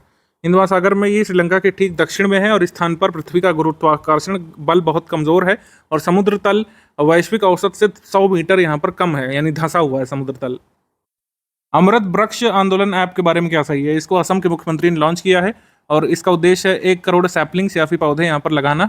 1 करोड़ पौधे यहाँ पर असम के इंडिविजुअल्स लगाएंगे 17 सितंबर 2023 से। इसमें कहा गया है कि पौधे आप लगाएंगे तो आपको कैश प्राइस भी मिलेगा, पौधे की फोटो आप अपलोड करेंगे और 3 साल बाद पौधा अगर सर्वाइव कर जाता है 200 रुपये एक्स्ट्रा मिलेंगे, ये भी यहाँ पे कहा गया है। तो अमृत वृक्ष आंदोलन ये है असम का, ऑप्शन नंबर सी यहाँ पे सही है, 1 और 2 बोथ करेक्ट। सी। अतिथि पोर्टल की शुरुआत किसने की? अतिथि पोर्टल की शुरुआत की है राज्य सरकार ने, केरल ने राज्य सरकार ने शुरू किया इसको, क्योंकि माइग्रेंट वर्कर जो है काफ़ी वहाँ पर चीज़ें वहाँ पर मतलब लॉ एंड ऑर्डर सिचुएशन के बारे में जो है समस्या खड़ी कर रहे हैं। कई बार आपस में वो लड़ाई झगड़े में एक दूसरे की जान ले लेते हैं, कई बार वहाँ के जो केरल के रेजिडेंट्स हैं उनको परेशान करते हैं, उनके खिलाफ आपराधिक कृत्यों को अंजाम देते हैं। तो एक्सपीडाइट करने के लिए यहाँ पर प्रोसेस माइग्रेट वर्कर्स के वेरिफिकेशन के लिए, उनके रजिस्ट्रेशन के लिए अतिथि पोर्टल की शुरुआत की गई है। तो अतिथि पोर्टल इज अबाउट व्हाट, मतलब राज्य सरकार केरल का अतिथि पोर्टल किन के लिए है? तो इसका आंसर आप लगाएंगे माइग्रेंट वर्कर्स। ये कोई टूरिज्म प्रमोट करने के लिए नहीं है, जैसा कि यहाँ पे पढ़ने से लग रहा है कि अतिथि पोर्टल हो सकता है टूरिज्म को प्रमोट करने से एसोसिएटेड हो, नहीं, ये माइग्रेंट वर्कर्स के रजिस्ट्रेशन के लिए है। तो आंसर यहाँ पर सही हो जाएगा सी, 1 और 2 बोथ करेक्ट, सी। तमिलनाडु के तूतुकुड़ी जिले में आदिचलनूर संग्रहालय की आधारशिला किसने रखी है? ये रखी है वित्त मंत्री ने, निर्मला सीतारमण जी ने, option number B, Nirmala Sitharaman. Ullas app जो है मिनिस्ट्री ऑफ एजुकेशन ने शुरू किया है, जिससे कि बेसिक एजुकेशन, डिजिटल और फाइनेंशियल लिटरेसी इंपार्ट की जा सके। जो लोग स्कूल नहीं जा पाए, 15 वर्ष और उससे अधिक के लोगों के लिए उल्लास ऐप शुरू किया गया है, बेसिक एजुकेशन उनमें इंपार्ट करने के लिए। धर्मेंद्र प्रधान जी ने, जो कि यूनियन एजुकेशन मिनिस्टर हैं, foreign minister doctor Subrahmanyam Jaishankar ने jointly study in India portal की शुरुआत की न्यू दिल्ली में। तो ये दोनों सही है, हमारा आंसर यहाँ पर सही हो जाएगा सी, 1 और 2 बोथ करेक्ट, सी। 22 जुलाई 2023 को भारत के लंबे समय तक सर्व करने वाले मुख्यमंत्री पद पर रहने वाले दूसरे मुख्यमंत्री कौन बन गए हैं? तो ये बने हैं नवीन पटनायक, ओडिशा के सीएम बहुत दिन से बने हुए हैं। और पवन कुमार चामलिंग जो कि सिक्किम के हैं, उनके बाद दूसरे ऐसे मुख्यमंत्री हैं जो हम लोग कह सकते हैं लॉन्गेस्ट सर्विंग है, पवन कुमार चामलिंग। 24 साल 166 दिवस तक जो है किसी स्टेट के चीफ मिनिस्टर रहे थे। दिसंबर 1994 से लेकर मई 2019 तक पवन कुमार चामलिंग रहे थे। अब सेकंड बन गए हैं नवीन पटनायक। भारतीय आम महोत्सव के बारे में क्या सही है? आमरस इसका नाम था सबसे पहले। तो आम महोत्सव का नाम क्या था? आमरस। ठीक, इसको यहाँ पे जो है मनाया गया मॉस्को में, रशिया में। इसमें एपीडा ने सहयोग दिया था, गवर्नमेंट ऑफ उत्तर प्रदेश ने, और दिशा नामक एक संगठन है उसने सहयोग दिया था। तो दोनों ऑप्शन सही है आमरस के बारे में, यहाँ पे सी सही है, बोथ 1 और 2 करेक्ट, सी। फार्मेसी अमेंडमेंट बिल जो कि अब एक्ट बन चुका है, इसमें क्या सही है? इसको पारित कर दिया गया था लोकसभा से 3 अगस्त को। सही, फार्मेसी एक्ट अभी तक 1948 में आया था, तो उसको अमेंड करने का लक्ष्य रखा गया है। इसका उद्देश्य है कि प्रैक्टिस और प्रोफेशन जो है फार्मेसी में उसको स्ट्रीमलाइन किया जाए। तो सही है ये, 1 करेक्ट, 2 करेक्ट, 3 करेक्ट, हमारा आंसर हो जाएगा डी वाला, none of the above incorrect, क्योंकि इनकरेक्ट पूछा है। इनकरेक्ट पूछा है तो आंसर हो जाएगा यहाँ पे डी, उपरोक्त में से कोई भी गलत नहीं है। राजौरी की चीकरी, वुडक्राफ्ट और मूषक बुज्जी चावल, इनको जीआई टैग मिला है। इनका संबंध किस स्टेट या यूटी से है? तो ये यूटी जम्मू कश्मीर से संबद्ध है, ऑप्शन नंबर सी यहाँ पर सही है, जम्मू कश्मीर यहाँ पे सही है, सी। प्रधानमंत्री मोदी जी 15 जुलाई 2023 को किस देश की आधिकारिक यात्रा पर गए थे? तो ये गए थे यूएई, ऑप्शन नंबर बी यहाँ पे सही है, यूएई। यूएई में इनकी 5वीं आधिकारिक यात्रा थी। आगे एनसीईआरटी पाठ्यपुस्तकों को संशोधित करने के लिए एक समिति का सृजन किया गया है। कक्षा 3 से 12वीं तक के पाठ्यक्रम पाठ्यपुस्तकों को अंतिम रूप देने के लिए एनसीईआरटी ने कमेटी बनाई है। तो इसमें जो है कौन कौन शामिल है? इसमें कई सारे एमिनेंट पर्सनालिटीज शामिल हैं। इसको हेड कर रहे हैं MC पंत, महेश चंद्र पंत, और 19 सदस्यों की ये हाई पावर्ड कमेटी बनाई गई है। ये भी सही है, ये भी सही है, ये भी सही है। और इसमें कहा गया है कि सुधा मूर्ति जो है ये इसमें शामिल है। Economic advisory council to the prime minister Vivek Debroy शामिल है। इसमें संजीव सान्याल शामिल है। RSS के चामू कृष्ण शास्त्री भी शामिल है, और म्यूजिक कंपोजर शंकर महादेवन भी शामिल है। तो इस तरीके से हमारा आंसर बन जाएगा डी। सारे कथन यहाँ पर एनसीईआरटी पैनल के बारे में सही है। प्रधानमंत्री जन आरोग्य योजना के बारे में एक करंट अफेयर है कि गुजरात राज्य सरकार ने जन आरोग्य योजना के तहत जो बीमा कवर दिया जाता है उसको दोगुना कर दिया है, 5 लाख से बढ़ाकर के 10 लाख कर दिया है। तो ये सही है। और गुजरात 5th नंबर पर है in the settlement of claims by the beneficiaries of Ayushman Bharat card holders. Ayushman Bharat card holders के क्लेम सेटलमेंट के मामले में 2nd पर है गुजरात, यहाँ पे 5th पे दिया है, तो ये इनकरेक्ट हो गया। तो इस तरीके से ये वाला इनकरेक्ट हो गया। हमारा आंसर क्या बनेगा? इनकरेक्ट यहाँ पर है 3 ओनली, यहाँ पे सही हो जाएगा। ठीक है, बी यहाँ पे सही हो जाएगा, यहाँ पे केवल 3 होना चाहिए। 2023 20-21 जुलाई के मध्य किस देश के राष्ट्रपति भारत की आधिकारिक यात्रा पर थे? श्रीलंका के राष्ट्रपति रानिल विक्रमसिंघे यहाँ पे आए थे। ये उनकी राष्ट्रपति के रूप में पहली भारत यात्रा थी। तो यहाँ पर आंसर हो जाएगा बी। बी यहाँ पे सही है, श्रीलंका। 9 अगस्त 2023 को केरल के मुख्यमंत्री पिनराई विजयन ने विधानसभा में राज्य का नाम बदलकर केरलम करने का प्रस्ताव पारित किया था। ये चर्चा मतलब बहुत पहले से चल रही है, फाइनली प्रस्ताव पारित किया गया है कि केरला का नाम अब केरलम होगा। United Kingdom has become the first European country to join the comprehensive and progressive agreement for trans Pacific partnership. ये हमने आपको भी बताया एग्रीमेंट सेक्शन में भी, तो ये यहाँ पे सही है। दोनों यहाँ पे सही हो जाएगा, 1 and 2 बोथ करेक्ट, सी। 21 जुलाई 2023 को रूस की एसबीआर बैंक ने भारतीय रिजर्व बैंक द्वारा भारत के किस शहर में अपना सूचना प्रौद्योगिकी केंद्र स्थापित करने की अनुमति प्राप्त कर ली है? तो बेंगलोर में एसबीआर बैंक का ये सूचना प्रौद्योगिकी केंद्र यानी कि इंफॉर्मेशन टेक्नोलॉजी सेंटर खुलेगा बेंगलोर में, बी। ये रूस की सबसे बड़ी ऋणदाता असबर बैंक मानी जाती है, एसबीआर बैंक। मोबाइल दोस्त ऐप के बारे में कौन सा कथन गलत है? तो पहला कथन ये कह रहा है कि छात्र इससे मानसिक स्वास्थ्य विशेषज्ञों से निःशुल्क काउंसलिंग प्राप्त कर सकते हैं, तो ये इनकरेक्ट है, इसका उद्देश्य नहीं है। सेकंड है, मोबाइल दोस्त ऐप का उद्देश्य जम्मू कश्मीर के लोगों को उनके मोबाइल उपकरणों से सीधे सभी सरकारी नागरिक सर्विसेज यानी कि गवर्नमेंट टू सिटीजन सर्विसेज तक एक्सेस बनाने के लिए एक व्यापक मंच के रूप में काम आएगा, ये सही है। और इस अवसर पर जम्मू कश्मीर सरकार ने आपका मोबाइल हमारा दफ्तर नामक ऐप भी शुरू किया है, तो ये भी सही है। इनकरेक्ट यहाँ पर केवल एक है, ये यहाँ पे इनकरेक्ट है। जुलाई 2023 में चीन ने किस राज्य के वुशु खिलाड़ियों को स्टेपल्ड वीज़ा जारी किया था? स्टेपल्ड वीज़ा जिनको नहीं पता है, इसका उद्देश्य यह इंगित करना होता है कि चीन अरुणाचल प्रदेश में भारत की सॉवरेंटी या फिर भारत का शासन नहीं मानता है, अरुणाचल प्रदेश को भारत के अधीन नहीं मानता है, ये दिखाने के लिए जानबूझ करके स्टेपल्ड वीज़ा जारी किया था। तो जो है अरुणाचल प्रदेश के खिलाड़ियों को ये स्टेपल्ड वीज़ा जारी किया था, ये काफ़ी यहाँ पे बवाल भी बना था। तेल एवं प्राकृतिक गैस निगम के बारे में निम्नलिखित में से कौन सा कथन सही है? रिश्वतखोरी विरोधी प्रबंधन प्रणाली इंटीग्रिटी पैक्ट जिसको कहा जाता है, इसमें इससे प्रमाणित होने वाला, इससे मतलब कह सकते हैं कंप्लाई करने वाला तेल एंड गैस प्राकृतिक निगम यानी कि ओएनजीसी भारत का पहला सीपीएसई बना है, सेंट्रल पीएसयू बना है। ONGC is the first body of India to adopt integrity pact of transparency international. Transparency international का ये जो इंटीग्रिटी पैक्ट है 2005 का, इसको ज्वाइन करने वाला भारत पहला पीएसयू बना है, तो ये सही है, आंसर सही हो जाएगा सी। 1 and 2 बोथ करेक्ट, सी यहाँ पे सही है।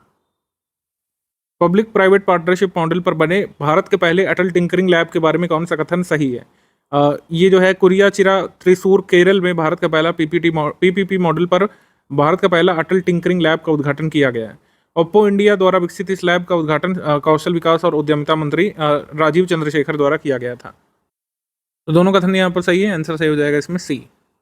1 and 2 both correct, C. HDFC bank का विलय हुआ था 1 जुलाई को, एचडीएफसी बैंक और एचडीएफसी लिमिटेड का, तो ये बहुत बड़ी बिजनेस एंटिटी बन चुकी है। तो एचडीएफसी बैंक जो है ये मार्केट कैपिटलाइजेशन के मामले में 100 बिलियन के वर्थ को पार कर चुका है, 100 बिलियन यूएस डॉलर्स के वर्थ को, और 7th लार्जेस्ट बैंक बन गया है ग्लोबली। और जो टॉप 2 कंपनीज है मार्केट कैपिटलाइजेशन में, उसमें दूसरे नंबर पे आ गया है, ठीक है। तो ये दोनों कथन यहाँ पे सही है। तीसरा भी सही है, एचडीएफसी बैंक और एचडीएफसी लिमिटेड का विलय हुआ था 1 जुलाई 2023 को, तो सारे कथन यहाँ पे सही है, all of the above correct.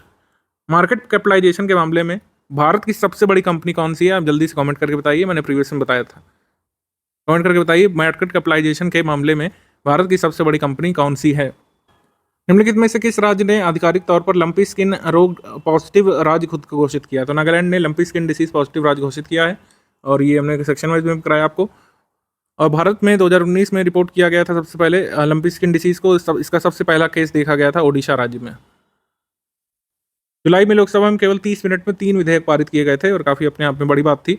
3 कौन से थे, कौन सा एक नहीं शामिल है इसमें? तो mines and minerals development regulation amendment bill पारित किया गया था, national nursing and midwifery commission bill पारित किया गया था, और नेशनल डेंटल कमीशन बिल पारित किया गया था। Constitution schedule caste order amendment bill 2023 ये नहीं पारित किया गया था 30 मिनट में, तो थर्ड इसमें शामिल नहीं है। बाकी 1 to 4 पारित किए गए थे 30 मिनट के भीतर, मतलब 30 मिनट के भीतर तीनों बिल पारित कर दिए गए थे। केंद्रीय कार्मिक लोक शिकायत एवं पेंशन मंत्रालय के कार्मिक एवं प्रशिक्षण विभाग के अनुसार केंद्र की अखिल भारतीय सेवाओं में कार्यरत एकल पुरुषों यानी सिंगल जो फादर्स होते हैं उनको को महिला कर्मचारियों की तरह बच्चों की देखभाल के लिए अपनी पूरी सर्विसेज में कितने दिन की छुट्टी मिल सकती है? इसमें कहा गया है कि सिंगल मेल एम्प्लॉयज़ 730 दिन की छुट्टी ले सकते हैं अपने 2 बच्चों के लिए, ठीक है। जिनकी आयु 18 वर्ष से कम हो अपनी पूरी सर्विसेज के दौरान 730 दिन की छुट्टी ले सकते हैं, ये कहा गया है।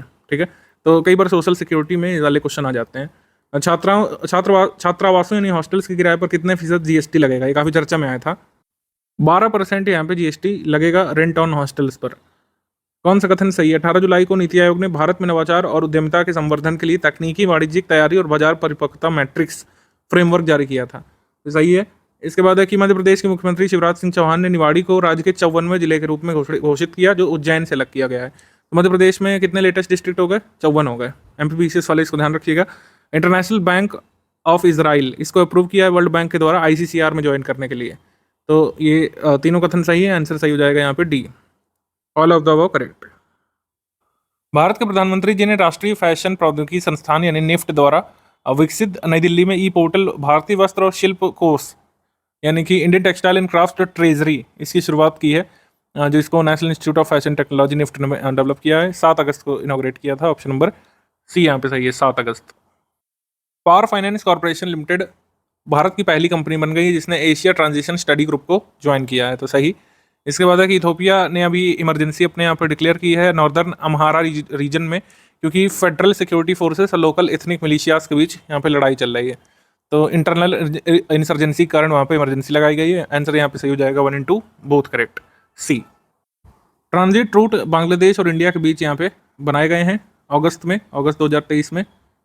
चिटागोंग पोर्ट अखौड़ा अगरतला, मोंगला पोर्ट अखौरा अगरतला चिटागोंग, बीर बाजार श्रीमंतपुर, मोंगला पोर्ट बीर बाजार श्रीमंतपुर। तो ये सारे जो हैं कौन से पोर्ट कनेक्ट हो रहे हैं, जैसे मोंगला है और चिटागोंग या चट्टोग्राम है, तो ये दोनों ध्यान रखिएगा, ये 2 पोर्ट कनेक्ट हो रहे हैं। तमिलनाडु के तूतुकुड़ी जिले स्थित प्राचीन लौह युगीन कब्रिस्तान स्थल आदि चेल्लन्नूर में प्रतिष्ठित स्थल संग्रहालय की आधारशिला जो है किसने रखी है? तो ये रखी थी निर्मला सीतारमण जी ने, और ये लौह युगीन स्थल है यानी कि आपकी नियोलिथिक साइट है। ठीक है, इसके बाद निम्नलिखित में से कौन सा कथन सही है? हाल ही में विश्व की सबसे बड़ी भुगतान प्रोसेसर वीज़ा ने ब्राज़ील के फिनटेक प्लेटफॉर्म पिज़्मो को $1 अरब में खरीदा था, तो ये काफ़ी बड़ी डील थी, ये पूछ लेते हैं कभी कभी। और scientist Indian institute of sciences और निगाता यूनिवर्सिटी जो जापान की है उसने दोनों ने मिलकर डेवलप किया है, या फिर कह सकते हैं आपकी जगह खोज की है, हिमालयन रॉक्स में 600 million year old water droplets को। ठीक है, 600 मिलियन वर्ष पुरानी पानी की बूंदों की खोज की है हिमालयन रॉक्स में, तो दोनों कथन यहाँ पे सही है। फिर है Himachal Pradesh government has declared the entire state as a natural calamity affected area, तो काफ़ी ज़्यादा वहाँ पे भूस्खलन वगैरह हो रहा है हिमाचल प्रदेश में, तो नेचुरल कैलेमिटी अफेक्टेड एरिया घोषित कर दिया गया है, प्राकृतिक आपदा प्रभावित क्षेत्र। तो तीनों कथन यहाँ पे सही है, आंसर सही हो जाएगा यहाँ पे D, all of the above correct, D. युगे युगीन राष्ट्रीय संग्रहालय जो कि विश्व का सबसे बड़ा म्यूजियम होगा, पीएम मोदी जी ने घोषणा की है कि ये कहाँ पे बनेगा? ये बनेगा नई दिल्ली में, ऑप्शन नंबर सी, नई दिल्ली में बनेगा युगे युगीन भारत संग्रहालय, जो कि भारतीय राष्ट्रीय संग्रहालय, जो कि विश्व का सबसे बड़ा होगा, वर्ल्ड्स लार्जेस्ट म्यूजियम। आगे है कि प्रधानमंत्री मोदी जी ने राजस्थान में 6 एकलव्य मॉडल आवासीय विद्यालय स्थापित किए थे। ये विद्यालय राजस्थान के किस जिले में अवस्थित हैं? ध्यान रखिएगा, ये सिर्फ आरएस वालों के लिए है, आरएस का एग्जाम जो होना है आपका अक्टूबर में उसके लिए है, बाकी लोग इसको चाहें तो छोड़ सकते हैं।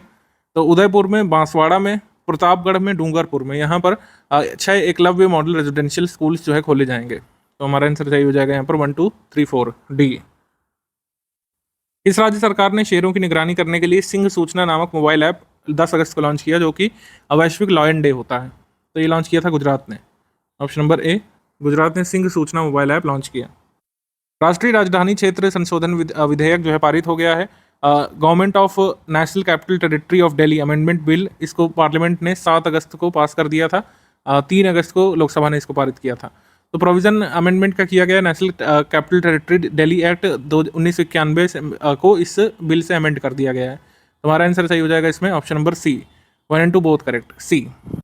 Resource efficiency and circular economy industry coalition Chennai में एक इंडस्ट्री लेड इनिशिएटिव है, जो कि G20 की अध्यक्षता के अंतर्गत बनाया गया है। इसको इनॉग्रेट किसने किया है बताना है। इसको इनॉग्रेट किया है श्री भूपेंद्र यादव ने, option number D, Bhupendra Yadav ने।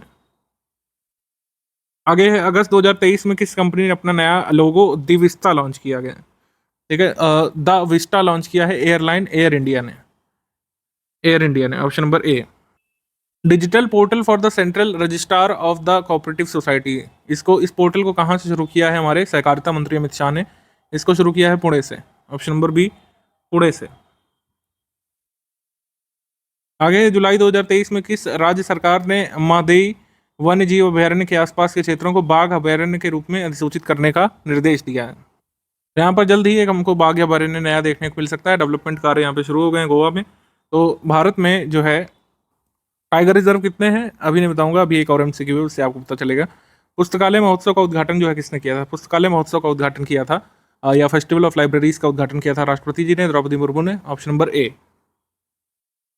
संस्कृति मंत्रालय द्वारा आयोजित किया गया था। इसका उद्देश्य पुस्तकालयों का विकास करना, उनका डिजिटलीकरण को प्रसार देना और पढ़ने की संस्कृति को भारतीयों में विकसित करना।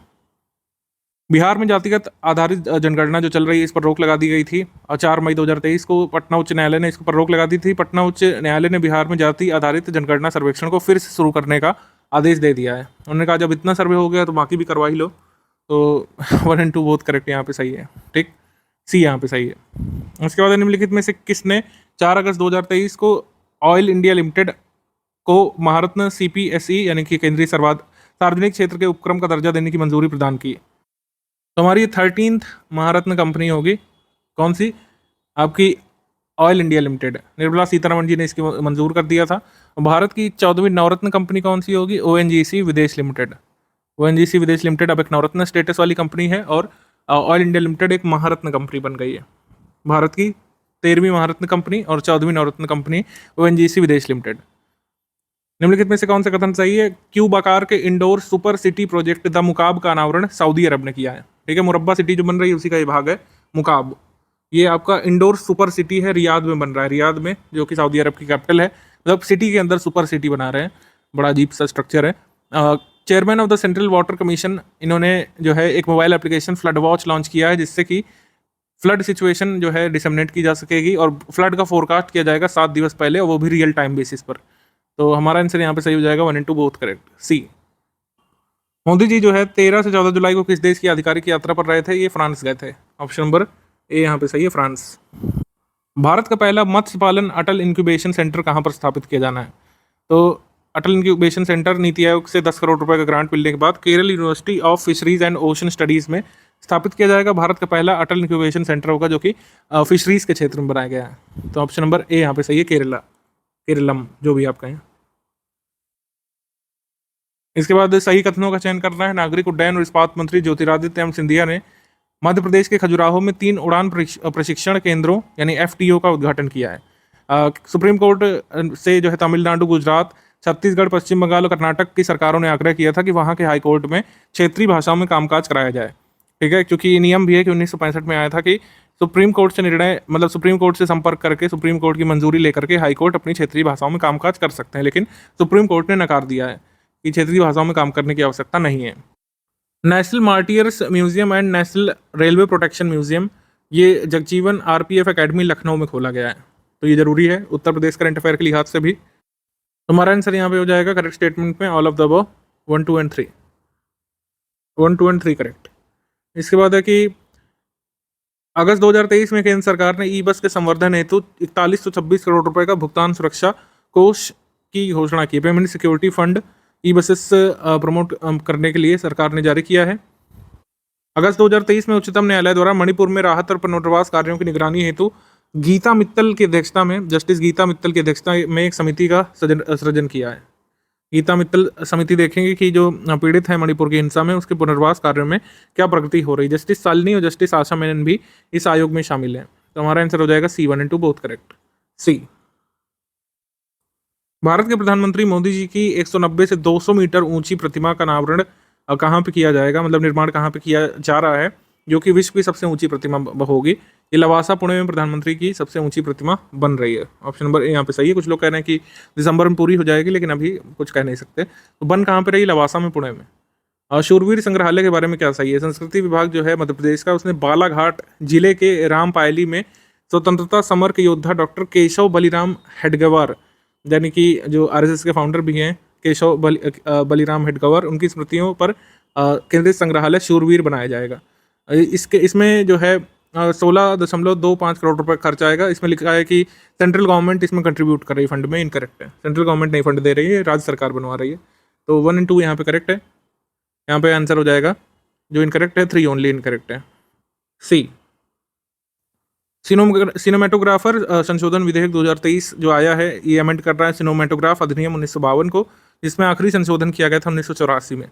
सिनेमेटोग्राफ अमेंडमेंट बिल यहाँ पे फाइन का प्रावधान करता है 3 लाख का, और इम्प्रिजनमेंट अप टू 3 ईयर्स जो भी लोग अनऑथराइज तरीके से रिकॉर्डिंग या एग्जीबिशन करेंगे फिल्म्स का। इसमें टेलीग्राम में फिल्में लीक करना भी शामिल है। तो ये बिल को अप्रूव किया गया था पार्लियामेंट के द्वारा, मतलब राज्यसभा ने इसको पारित कर दिया था 31 जुलाई 2023 को। और आखिरी बार मतलब सिनेमेटोग्राफ में संशोधन कब हुआ था? सिनेमेटोग्राफ एक्ट 1952 में आखिरी बार महत्वपूर्ण संशोधन हुआ था 1984 में। तो ये सारे जरूरी हो गए कथन। आपके आंसर हो जाएगा इसमें डी, क्योंकि इसमें एक्चुअली इनकरेक्ट पूछना चाहिए, इनकरेक्ट यहाँ पे पूछना चाहिए, तो हमारा आंसर हो जाएगा डी। ऑस्ट्रेलिया की नौसेना का एक हेलीकॉप्टर MRH-90 ताइपन संयुक्त सैन्य अभ्यास के दौरान उत्तर पूर्वी राज्य क्वींसलैंड के तट पर क्षतिग्रस्त हो गया था। किस देश में हो रहे सैन्य अभ्यास में इस हेलीकॉप्टर ने भाग लिया था? तो इसने भाग लिया था अमेरिका में हो रहे युद्ध अभ्यास में। ऑप्शन नंबर ए यहाँ पे सही है।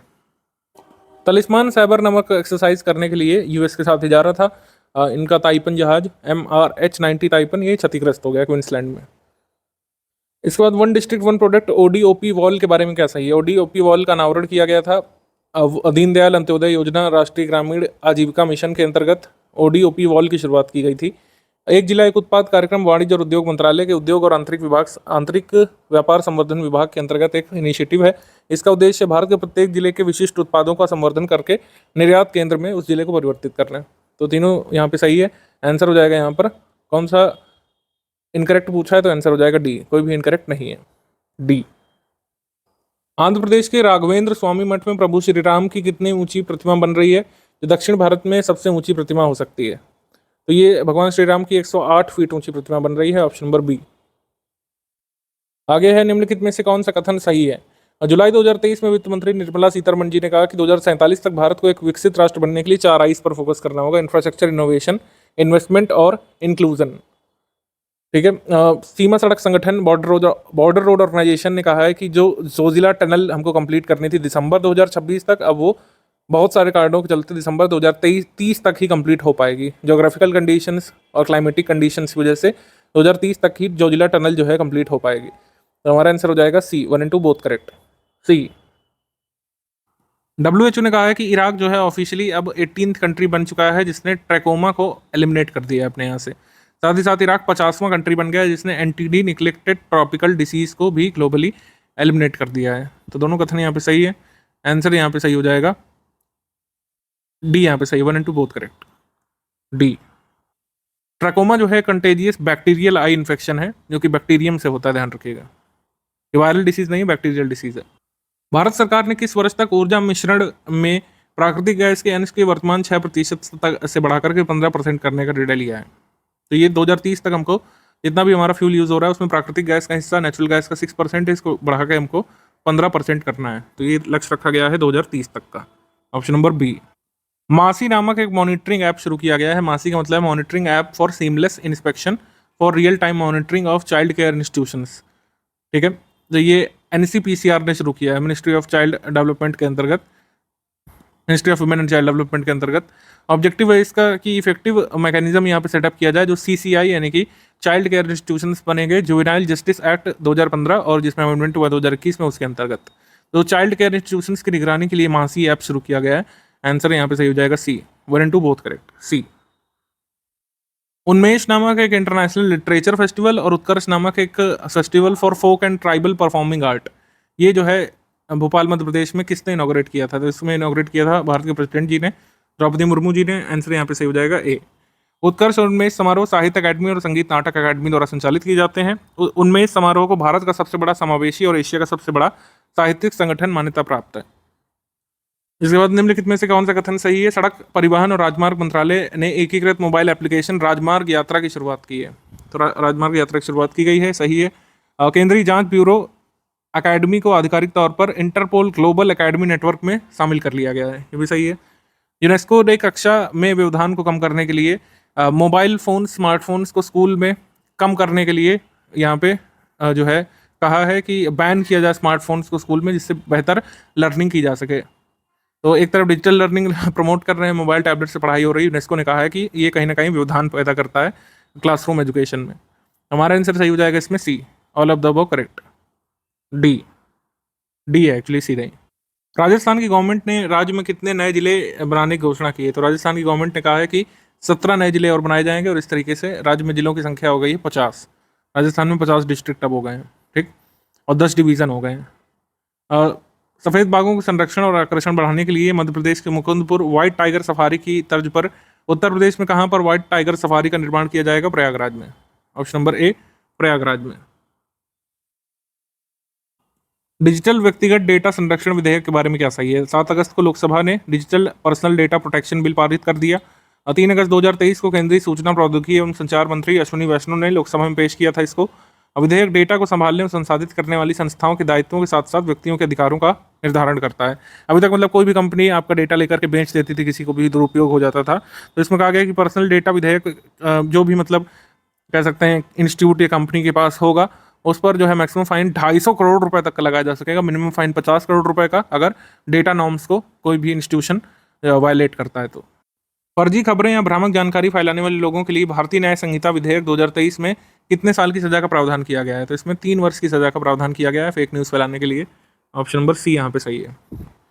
भारत के पहले ओपन म्यूजियम पार्क के बारे में क्या सही है? भारत का पहला ओपन म्यूजियम पार्क का उद्घाटन अरविंद केजरीवाल और उपराज्यपाल ने किया था, सही। ये पार्क दिल्ली गेट के पास शहीदी पार्क को परिवर्तित करके स्थापित किया गया है। वेस्ट टू वंडर थीम के तहत इसको बनाया गया है, यानी कचड़े से जो है अच्छी चीज़ें बनाना। तो हमारा आंसर हो जाएगा इसमें D, all of the above correct. SBI research के अर्थशास्त्रियों के अनुसार भारत की प्रति व्यक्ति आय वित्तीय वर्ष 2023 में 2 लाख रुपए से बढ़कर वित्तीय वर्ष 2047 में 7.5 गुना हो जाएगी, ठीक है। 2028 तक भारत दुनिया की तीसरी सबसे बड़ी अर्थव्यवस्था बन जाएगा एसबीआई रिसर्च के मुताबिक।